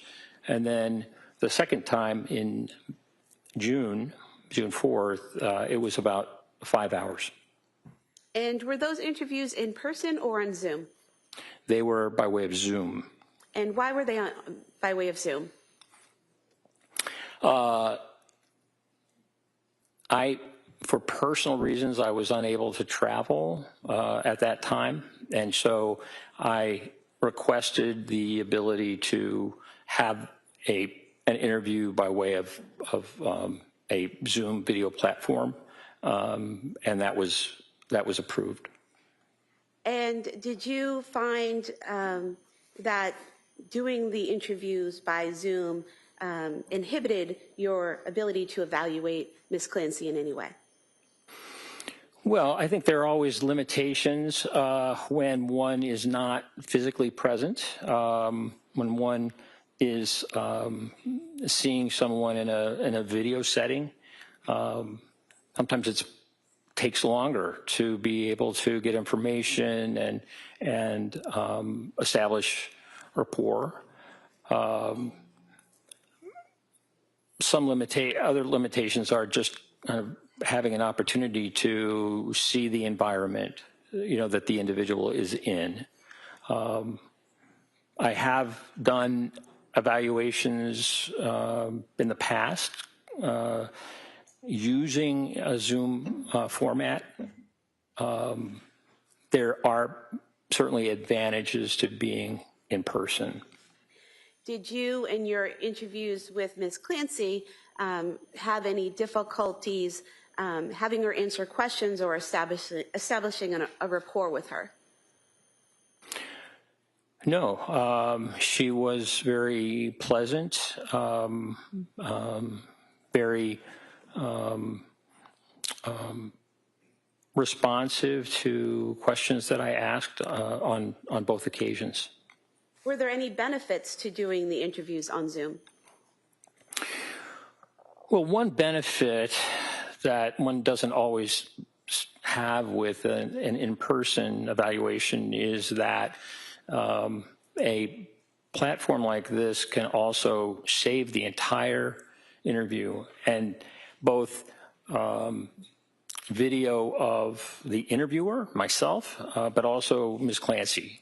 So if someone wants to really understand that the interview and how it went, you not only have a transcript, but you have a video that really demonstrates the course of the interview, how it went, and that can be very helpful. That can be more helpful than if, as a clinician or as an assessor, I am writing notes.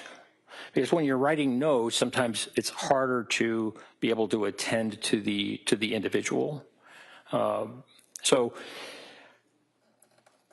certainly being able to have a transcript of the interview is helpful, and I think it makes the process more transparent as well, which I think is a positive.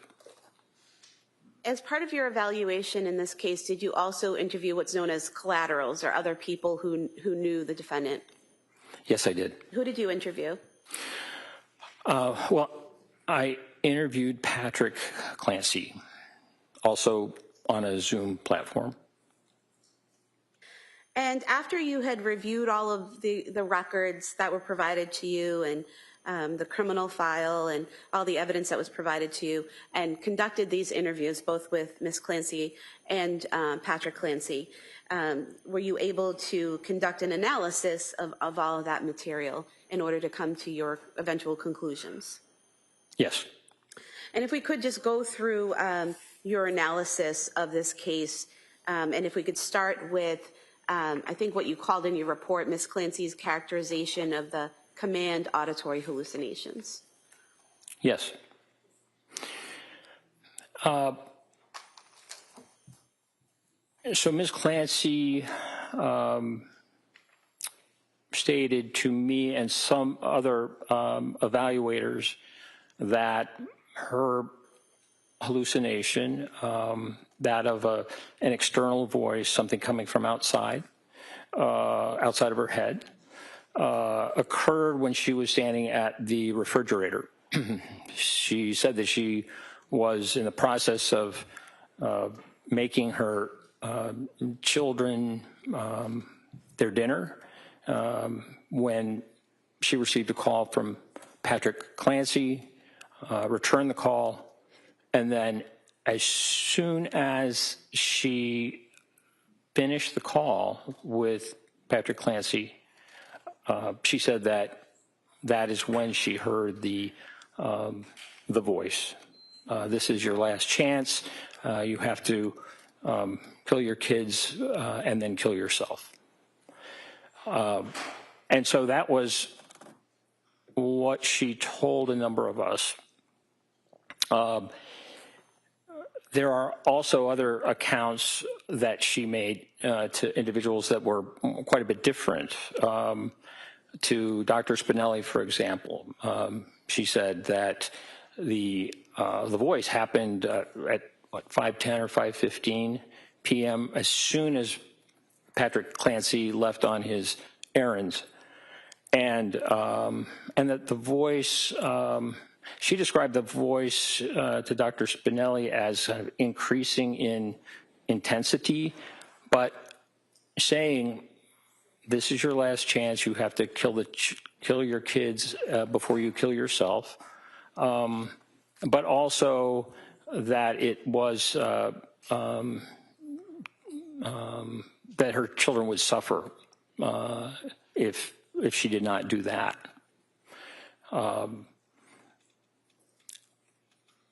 When I asked her about the voice that she heard, again, she said that it started really right after the telephone call at 5:34 with her husband, Patrick. And she said it was a man's voice. It was very clear. It was external. In other words, it came from outside of her head.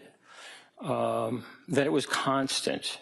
So this phrase, "This is your last chance. You have to kill your kids and then kill yourself," was something that was repeated over and over and over and over again during that period that she strangled her children. And then just as soon as it started, it stopped at when she had finished killing the children, strangling the children. Doctor, was there anything about what she reported to you about the voice that was significant to you in your evaluation, and if so, why?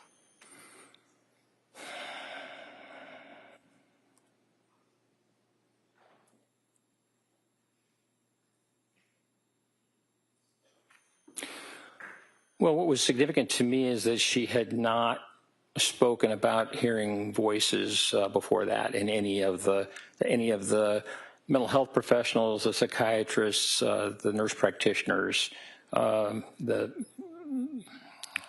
physicians and staff in the emergency departments or at McLean. And so this was the first time that she reported that was documented, but also that she experienced an auditory hallucination, according to what she told me.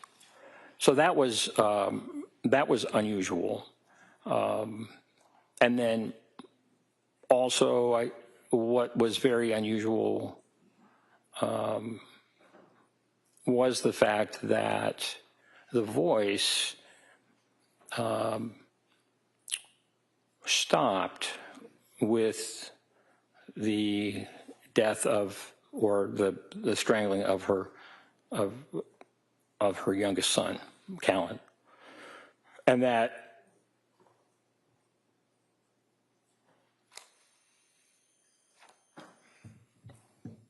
she went upstairs and then proceeded to engage in behavior in an effort to kill herself, but that the voice had stopped as soon as she had strangled her last Callan, her youngest child. I could stop you there for a moment and ask you, you said that it's unusual that this was the first time that she had heard this voice. Why is that unusual?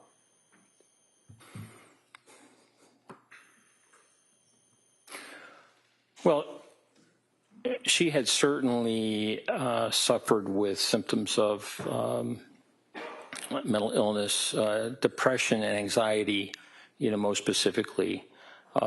Anxiety that she had reported to Dr. Tufts in mid-September, and then certainly symptoms that later on included suicidal ideation and also what she said were dark or intrusive thoughts to harm her children that she mentioned to her husband and her mother on, I think, 2 occasions. And Doctor, you also mentioned that it was unusual that the voice stopped after Callan was killed. Why is that unusual? Well, I've worked with, compared to other patients that I've treated who have had command auditory hallucinations. I'm going to object to that, Your Honor. Same objection that was raised before. Counsel, can I see it?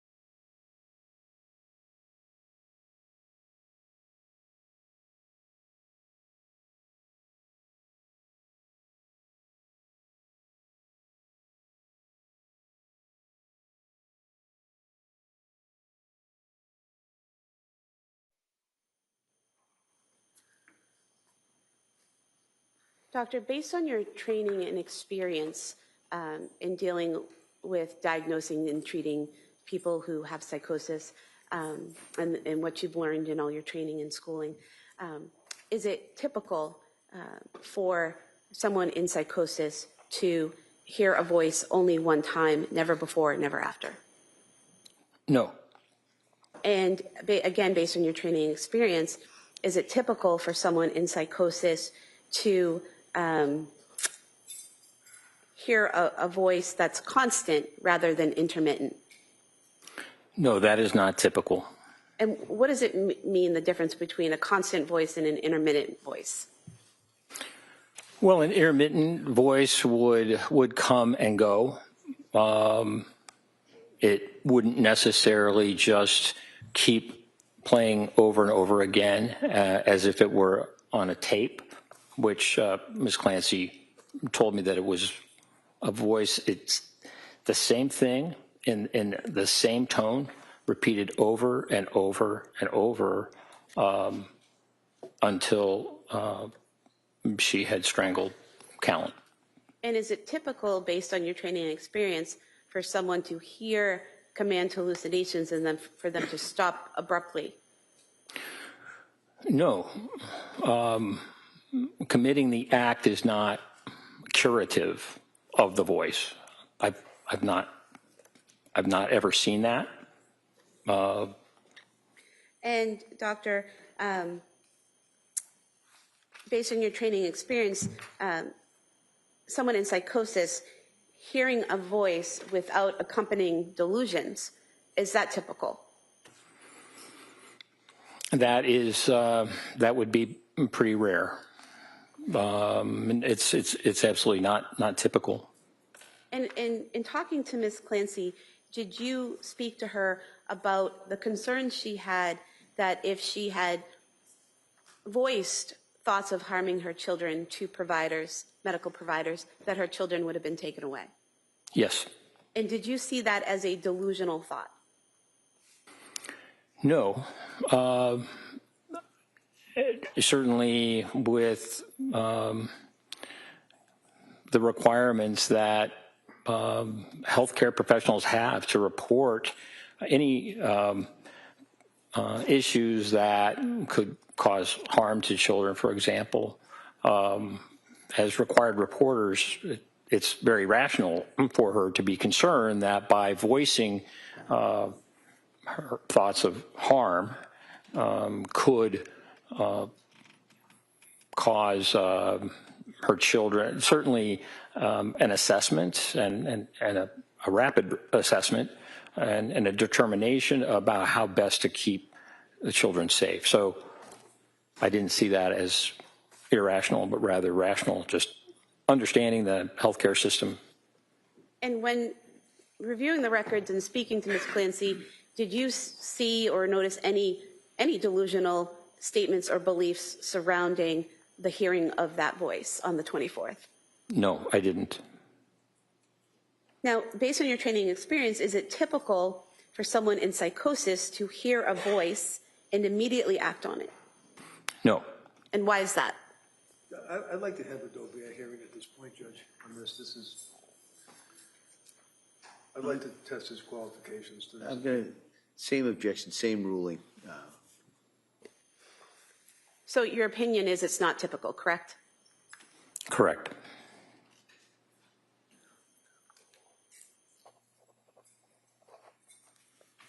Now, you mentioned the defendant told you that when she received the call from her husband at 5:33 and called him back at 5:34, that she was getting dinner ready for her children, correct?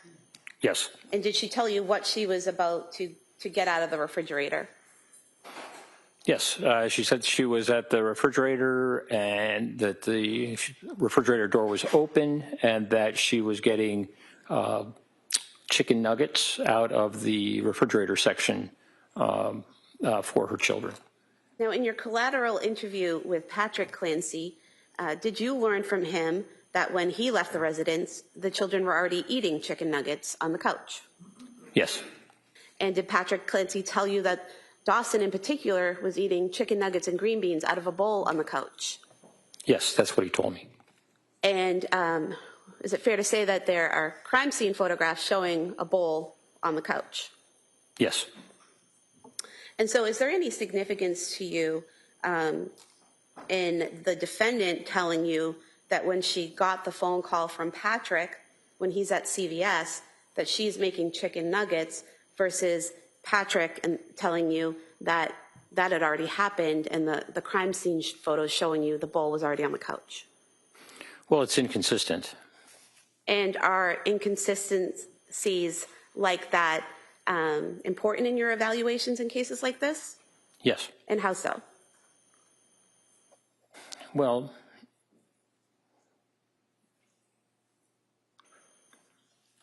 looking at someone's mental status at the time of an offense, it's important to understand what was going on in their mind at the time.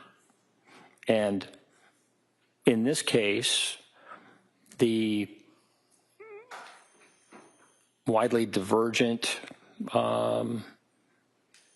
reports from Lindsay Clancy versus her husband Patrick raise questions about what she is telling me and how things are happening. So certainly that's a cause for significant concern. One of them is not correct in their statement. And in terms of what you testified about earlier about the defendant giving you one version of what the voice told her and giving Dr. Spinelli a different version of what the voice told her, is there any significance in your evaluation to that? Yes. And what is that? Well, again, it's markedly inconsistent. Ms. Clancy was very clear with me about the time that the voice started and that it was constant for a period of time until the children were killed, and then it stopped. And according to Dr. Spinelli's report, Ms. Clancy stated that the voice started much, much earlier, actually when Patrick Clancy left. And so we're talking about a significant difference in time. And those two just, they don't match. So it's hard to, which version is the one that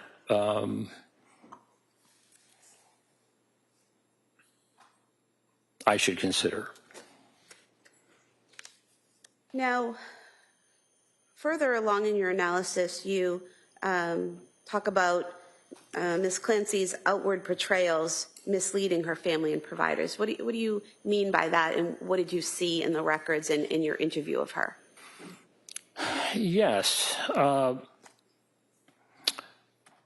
in looking back at her history, for example, with Patrick, she dated Patrick when she was in nursing school, and that was at a time that she was experiencing fairly significant anxiety, according to her, such that she went to a psychiatrist and was treated for her anxiety with Prozac and Wellbutrin and also propranolol.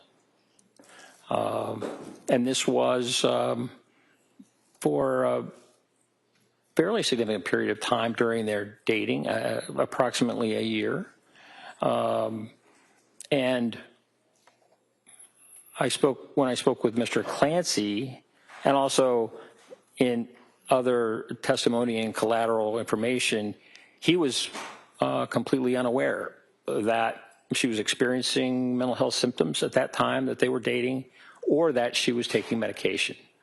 And he said he did not learned that she had taken medication, mental health medication, Prozac, Wellbutrin, those are both antidepressants, as well as propranolol, which helps with anxiety, particularly with the kind of presentations that she was doing.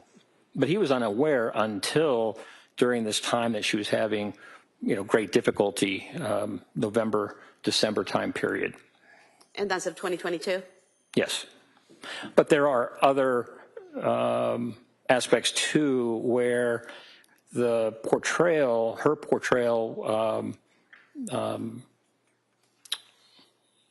misled others in terms of how she was doing. Can you give us an example of that? Yes. Well, in the numerous text messages, which really varied, there were times when she stated that she was doing very well. And for example, even in the days leading up to the 24th of January 2023, the photographs that she was sending on Instagram and the like really portrayed something very different than what she later stated was going on inside. With regard to providers,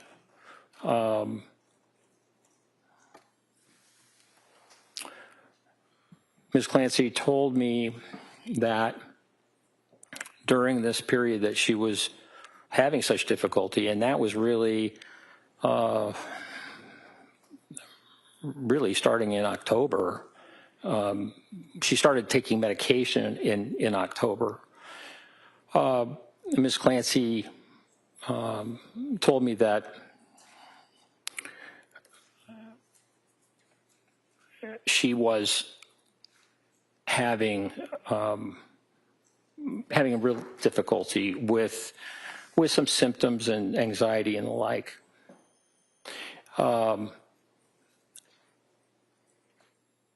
Her mother-in-law suggested to her that there was a doctor that she knew named Rose who was willing to talk with her just on an informal basis. And so as I understand, this doctor made time for her to be seen, not in an official way, not as in a doctor-patient relationship, but just to get an understanding about Ms. Clancy's problems. And that this doctor recommended Lamictal or lamotrigine as a medication that could be very helpful, with regard to the depression she was experiencing, the issues with mood and the like.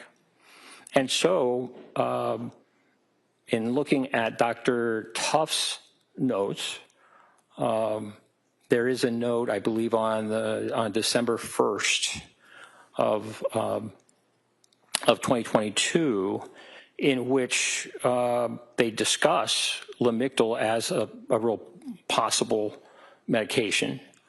And then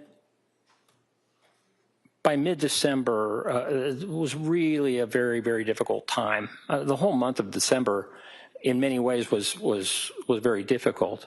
But after this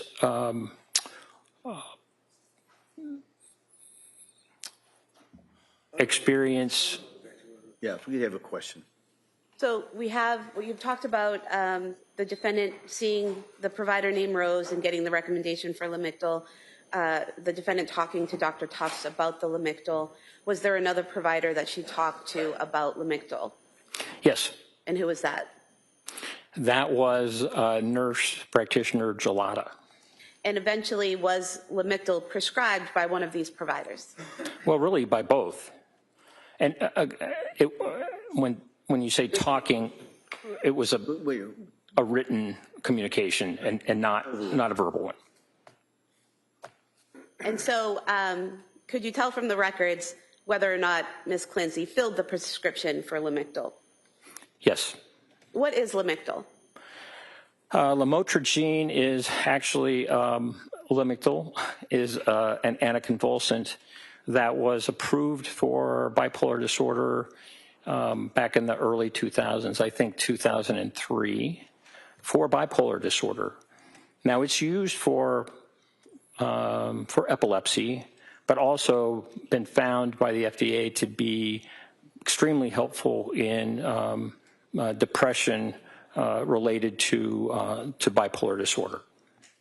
And after receiving the 3 recommendations to try Lamictal and the prescription from Dr. Tufts, which she filled, did the defendant tell you whether or not she took the Lamictal? She told me that she had decided not to take the Lamictal because she was concerned about the potential for a rash, a serious rash. And the fact that 3 providers recommended this medication to help her and the defendant chose not to take it because of the potential of this rash, was that significant to you in any way in your evaluation? Yes. And how so? Well, Dr. Tufts had written the prescription and it had been filled. Actually, Nurse Gelada also wrote a prescription for the Lamictal, and Ms. Clancy told her, well, you can cancel that because I already have a prescription of Lamictal from Dr. Tufts. What was concerning was that I don't see evidence that Dr. Tufts was notified that she had decided against the Lamictal. And so that would have given a provider an opportunity to think about something else that also could help in this domain. But yet Ms. Clancy had decided not to take it, but also not to tell the doctor that she had decided not to take it. Well, doctor, was there also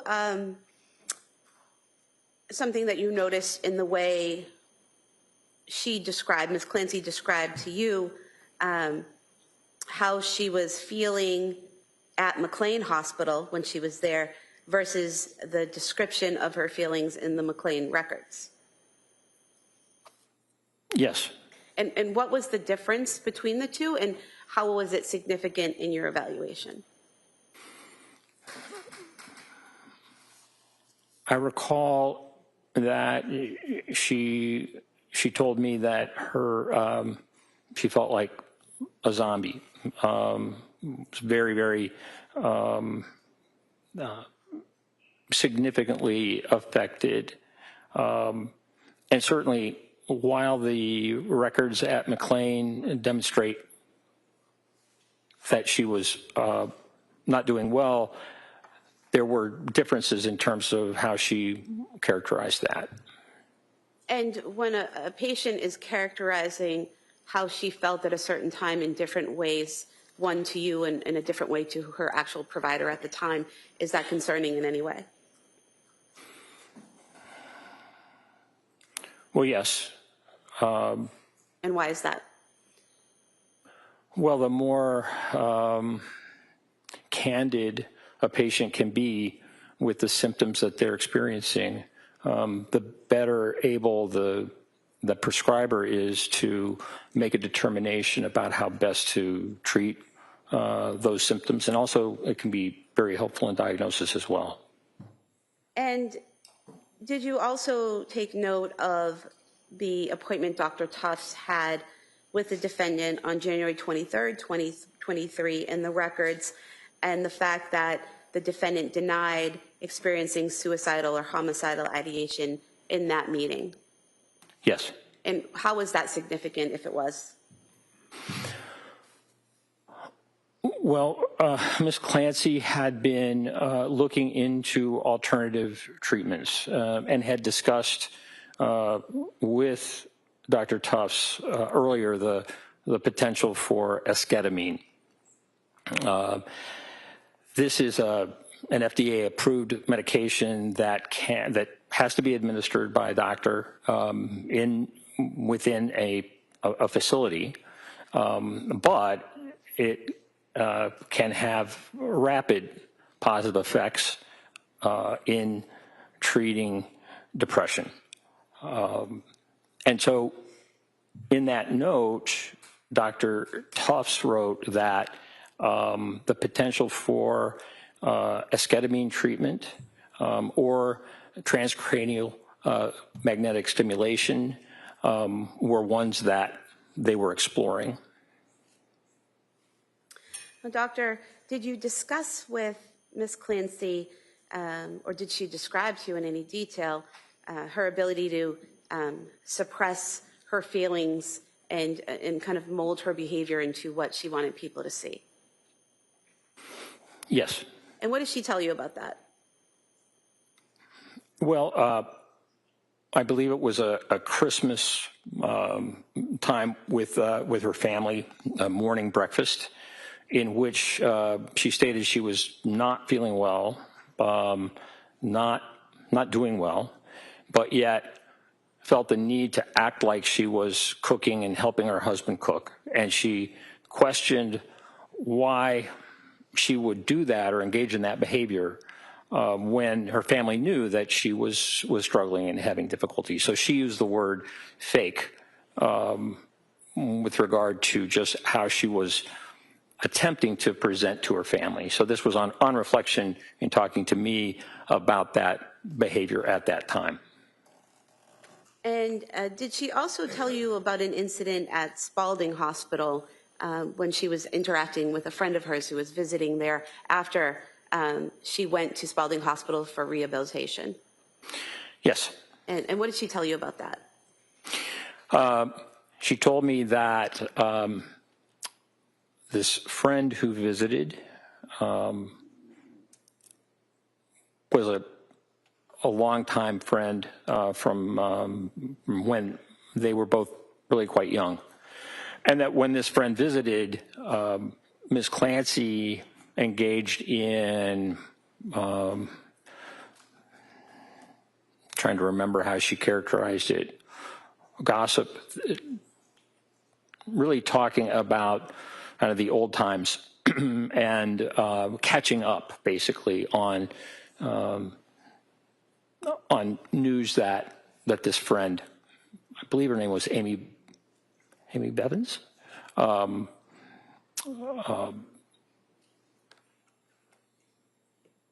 they had similar or shared experiences. And so Ms. Clancy told me she was upset at Spalding Hospital because this superficial conversation that she had without discussion of the incident of 24 January 2023, that gave an impression, maybe a false impression of Ms. Clancy, and that it hurt the friendship as a result. And she felt that Spalding Hospital had they provided better psychiatric care, better mental health care, she would not have been so superficial in talking with her friend. Did she also express anger to you that the staff at Spalding had prioritized her spinal cord injury needs over her mental health needs? I'm sorry, can you repeat that? Did Ms. Clancy tell you or express anger to you that the staff at Spalding Hospital had prioritized her spinal cord injury needs over her mental health needs? Yes. Your Honor, at this time, I'd like to put into evidence excerpts from the Spalding records showing the mental health consults and treatment of Ms. Clancy. That may be admitted.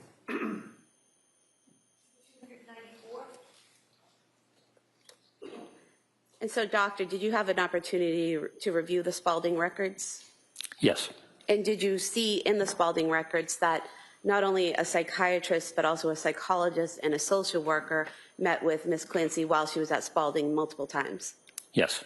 And is there anything about the inconsistency of Ms. Clancy telling you that she didn't receive that treatment or that focus at Spalding versus the record, what the records show that are significant in your evaluation of her?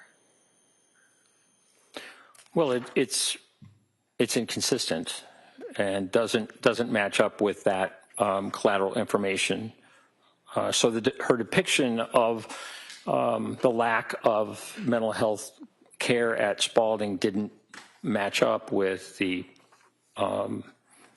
evidence from Spalding in terms of the documents. Spalding is a rehab hospital, and that is they were really concentrated on the spinal injury, but also did have mental health services available. And Doctor, moving along in your analysis, did you look into and evaluate the defendant's decision to send Patrick Clancy on errands on January 24th, 2023? Yes. And what stood out to you as significant in what you learned from the records and from Ms. Clancy herself in that area?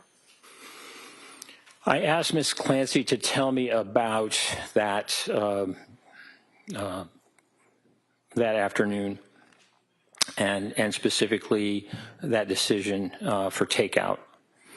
And as I recall, she told me that she texted her husband Patrick basically to say what would you think about having takeout? It's been a long day, and it's a fairly broad, open-ended request, and that he responded positively, and from then she made the arrangements to look up the distance between their home, and 3V restaurant in Plymouth, but also looking at, basically making plans to have the food ordered.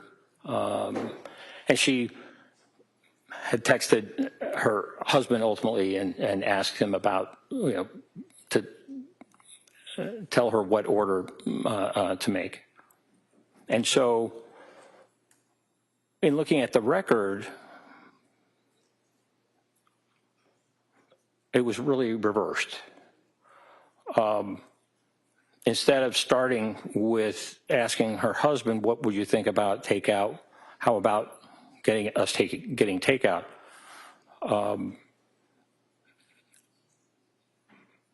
The record shows that Ms. Clancy did a lot of searching prior to that in terms of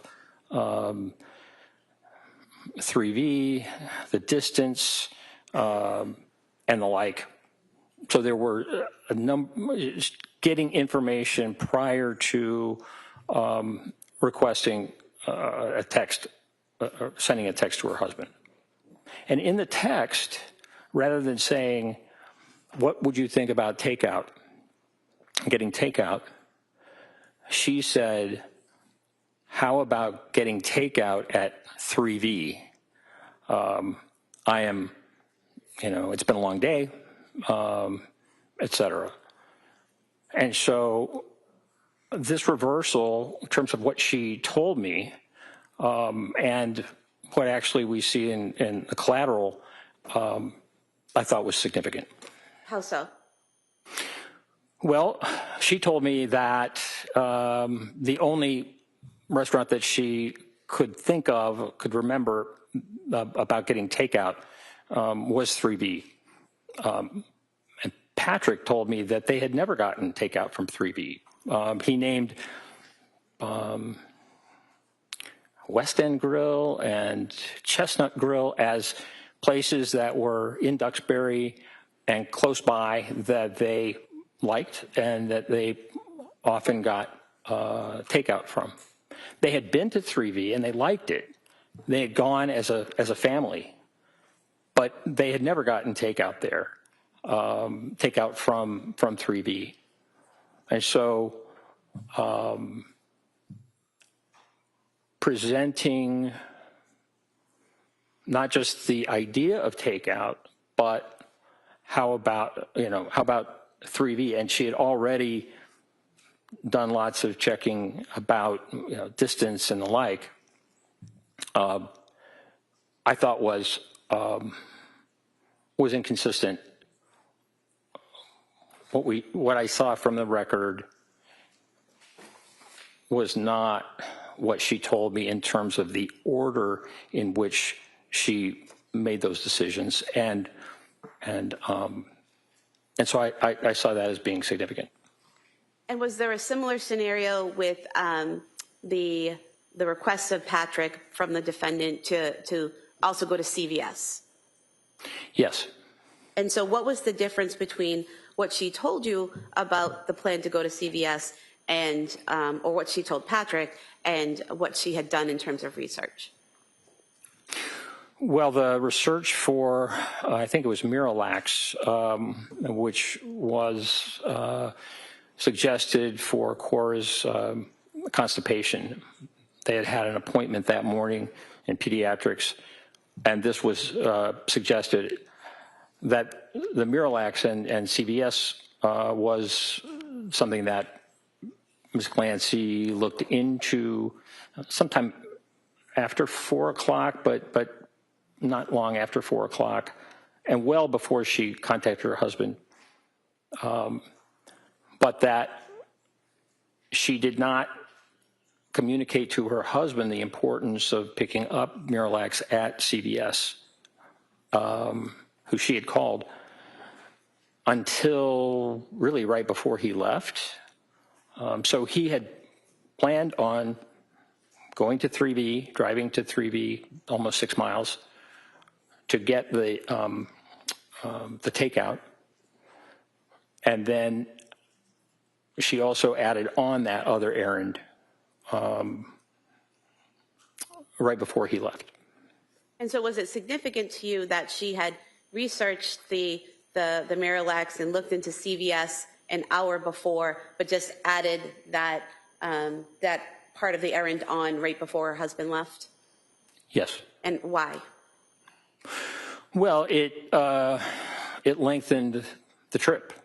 It added one extra obligation for Patrick, and that would make for a longer time that he was away. And moving along in your analysis, you discuss Ms. Clancy's suicide attempt, and you say that it was serious, but required sequential decision-making. Is that correct? Can you just repeat that? I'm sorry. Sure. In your report, you describe Ms. Clancy's suicide attempt as serious, correct? Correct. And you also state that it required sequential decision-making. Is that correct? Yes. Can you talk a little bit about why you found that it was serious and how you found that it required that sequential decision-making? Well, I think in looking over her records previous to that day, 24 January, she had contacted Aspire twice, a suicide hotline, and spoken to them. And really, as I recall, since early December had been speaking about suicidal ideation. So this was something that that was significant for her. There was, of course, an assessment that in the emergency department that on the 15th of December. So you look through the record and that you do see that she was concerned about self-harm and suicidal ideation. If we look at the actual day after the children were killed, or after the children were strangled, Callan was still living at the time that EMS arrived.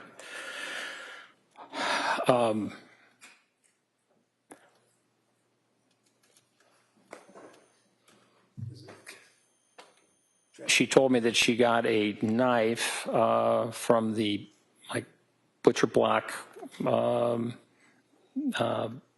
the kitchen, and then went upstairs and attempted to cut herself. That she also took pills or took an overdose. And I asked her about that, really trying to understand. Objection as to what he was trying to understand. No, overall. Really to try and understand how she accomplished the overdose. Because if you're swallowing lots and lots of pills, that can be difficult. And so how many times, how many handfuls of pills did you take or whatever? And then she told me that she had slashed the screen and dove out of the window. Doctor, if I could ask you a question. In terms of taking the pills, what did Ms. Clancy tell you about how she took the pills? I'm sorry? What did Ms. Clancy tell you about how she took the pills?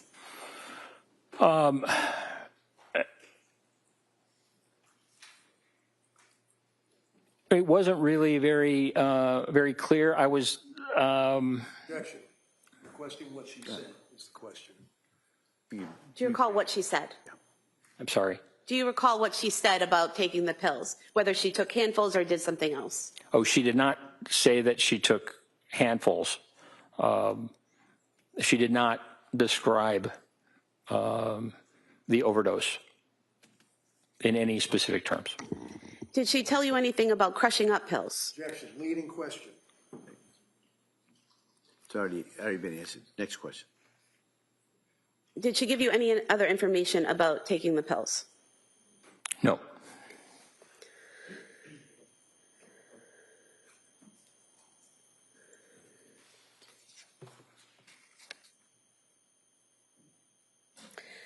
Now, if you could tell us that portion that I asked you about earlier, what is sequential decision making, and how did you see that in her behavior? Well, as I mentioned, she, after strangling the 3 children with the exercise bands, she went up the steps, went to the kitchen, she got a knife, and then ascended yet another group of steps to her bedroom, to their bedroom, and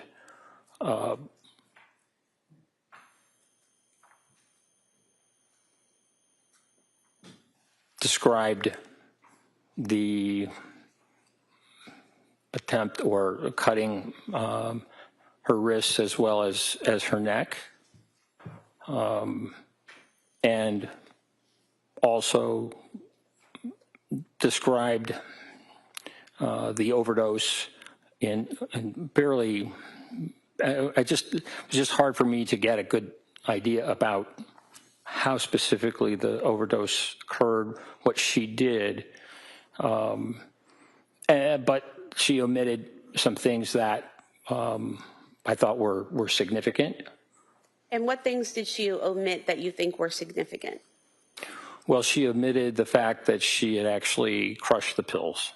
And I found that to be, quite significant. And how did you learn that she had crushed the pills?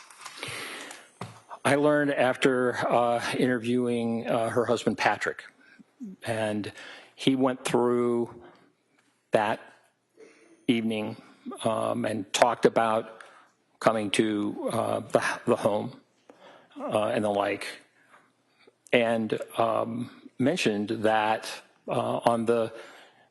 bedside table, there was a wine tumbler with powdered, like, medication, crushed up medication, that there was still some in the wine tumbler. And I had not heard, I mean, she had not told me that she had actually crushed the medication. And I know that in Dr. Resnick's report, and also in what Lindsay Clancy told me, that she had lemonade in that wine tumbler when she took the overdose.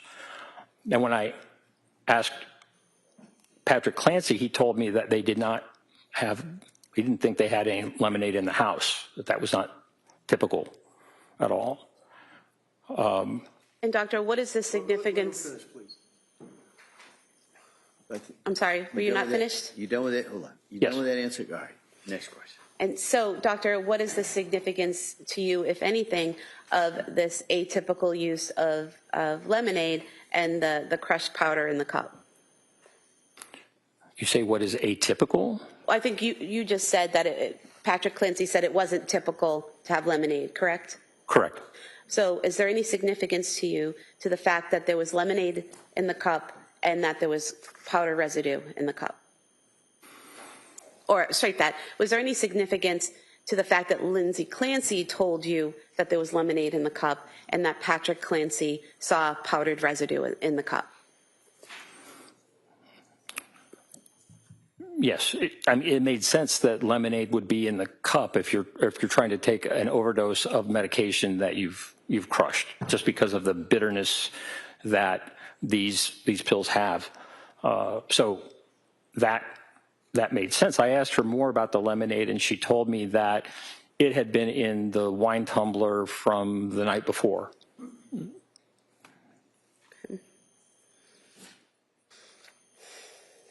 And in terms of the decision-making process, like what types of decisions is she making? Are you referring to, what to take and how to take it and when to take it and when to cut herself, those types of decisions?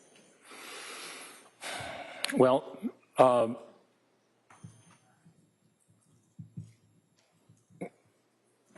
crushing pills is really a challenge if you don't have the right equipment, if you don't have like a mortar and a pestle that they might have in a pharmacy. And so what I wondered about was that process of crushing the pills to the point that they were powder in order then to put them in lemonade and then drink them.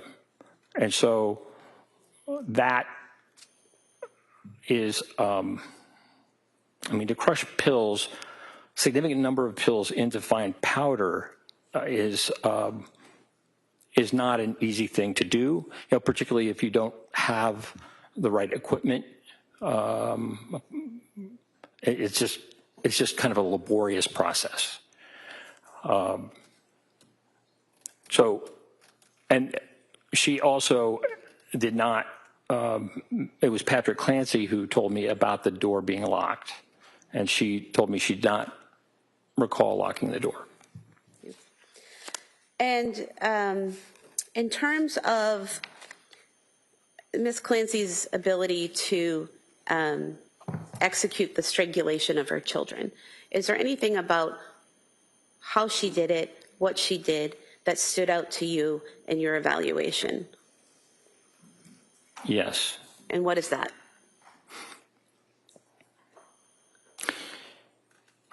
Ms. Clancy told me that she, after the phone call with her husband, she returned the call, that was when she took Dawson down the steps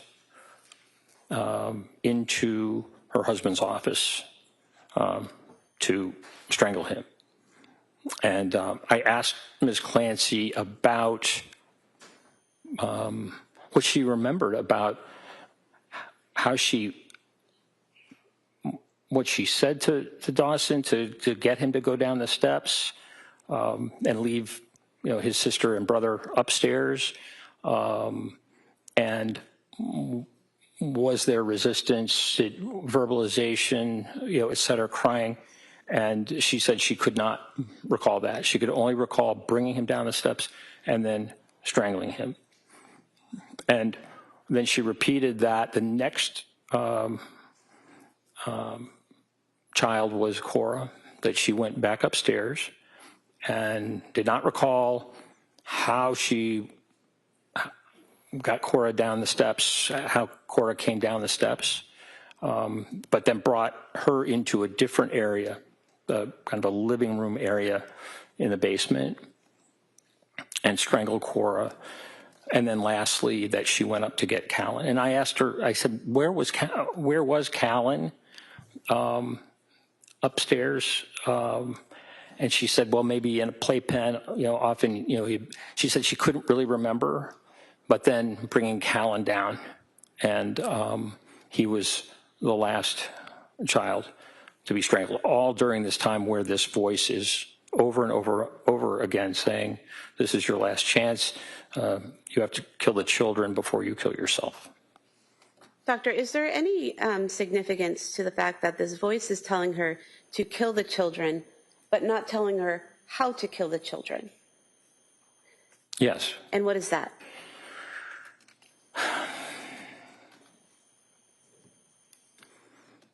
Just like adults, children have a will to survive, strong will to survive. I think it's just part of being human. And so I know that Dr. Resnick described Ms. Clancy as acting as if she were a puppet, but the children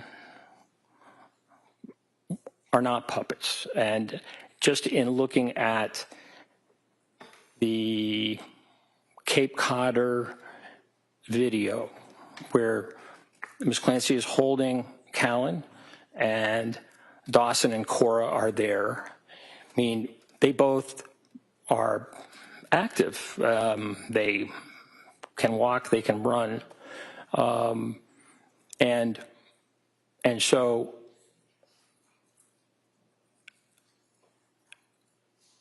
to make the determination about I'm going to object to this. All right, can I see counsel at sidebar?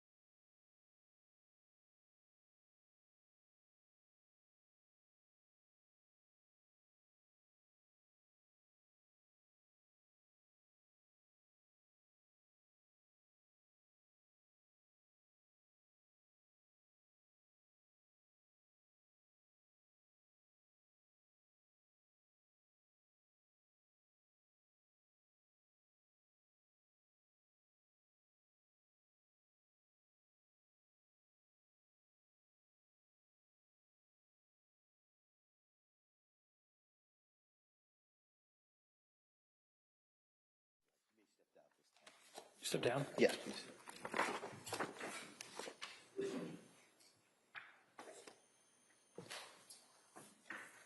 All right, well, members of the jury, we're going to break for today, all right? And in talking to counsel over here, it is anticipated that the evidence will close tomorrow, all right? So I just kind of wanted to give you a little bit of a heads up in regards to that. Now, the way it works in a case like this is it requires, after the evidence closes, I have to meet with the attorneys and go over some of the instructions. So it's probably, and you've all seen how good I am in my predictions about the schedule, but it's probable that we will be doing closing arguments, not tomorrow, but the day after, all right? So the anticipation is the evidence will wrap up, finish tomorrow, and then we'll start arguments and charge the next day with deliberations that day, all right? So I just kind of wanted to give you as much heads up as I can. This is one, well, I don't even want to go where I think about this prediction, but I think it's a good one. So I just kind of wanted to give you some idea of where we are in regards to this. So I'm going to excuse you till tomorrow morning. You've heard a lot of evidence, but you haven't heard all of it, all right? And like I've said before, you haven't heard the closing arguments of the attorneys. You haven't heard the law that you're going to have to apply to this. So you still have to keep an open mind. You still have to follow those instructions. Don't read anything about this. Don't listen to anything about this. Don't watch anything about this. And don't talk about it with anyone. You've been so good at following those instructions for all these weeks. I'm just going to ask you to kind of hang with those instructions a little bit longer. And so with that, I'm going to excuse you till tomorrow morning. We will continue with the witness who's on the stand. And like I said, I anticipate that we will, the close of evidence will be tomorrow. Okay? So with all my thanks, as I've done it all the time, thank you so much, and I look forward to seeing you tomorrow. Okay? Court, all rise. Chairs, please. This way.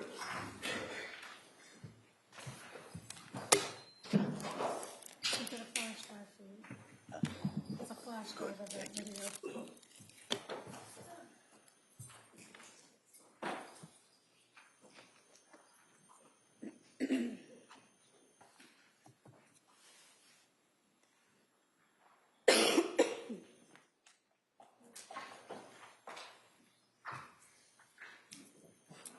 Jurors have exited the courtroom. This court's in session. Please be seated. Anything that we need to address before tomorrow morning? No. No. All right, Mr. Reddington? No, thank you. All right, thank you, counsel. Thank you, everyone. We'll be in recess until tomorrow at 9 o'clock.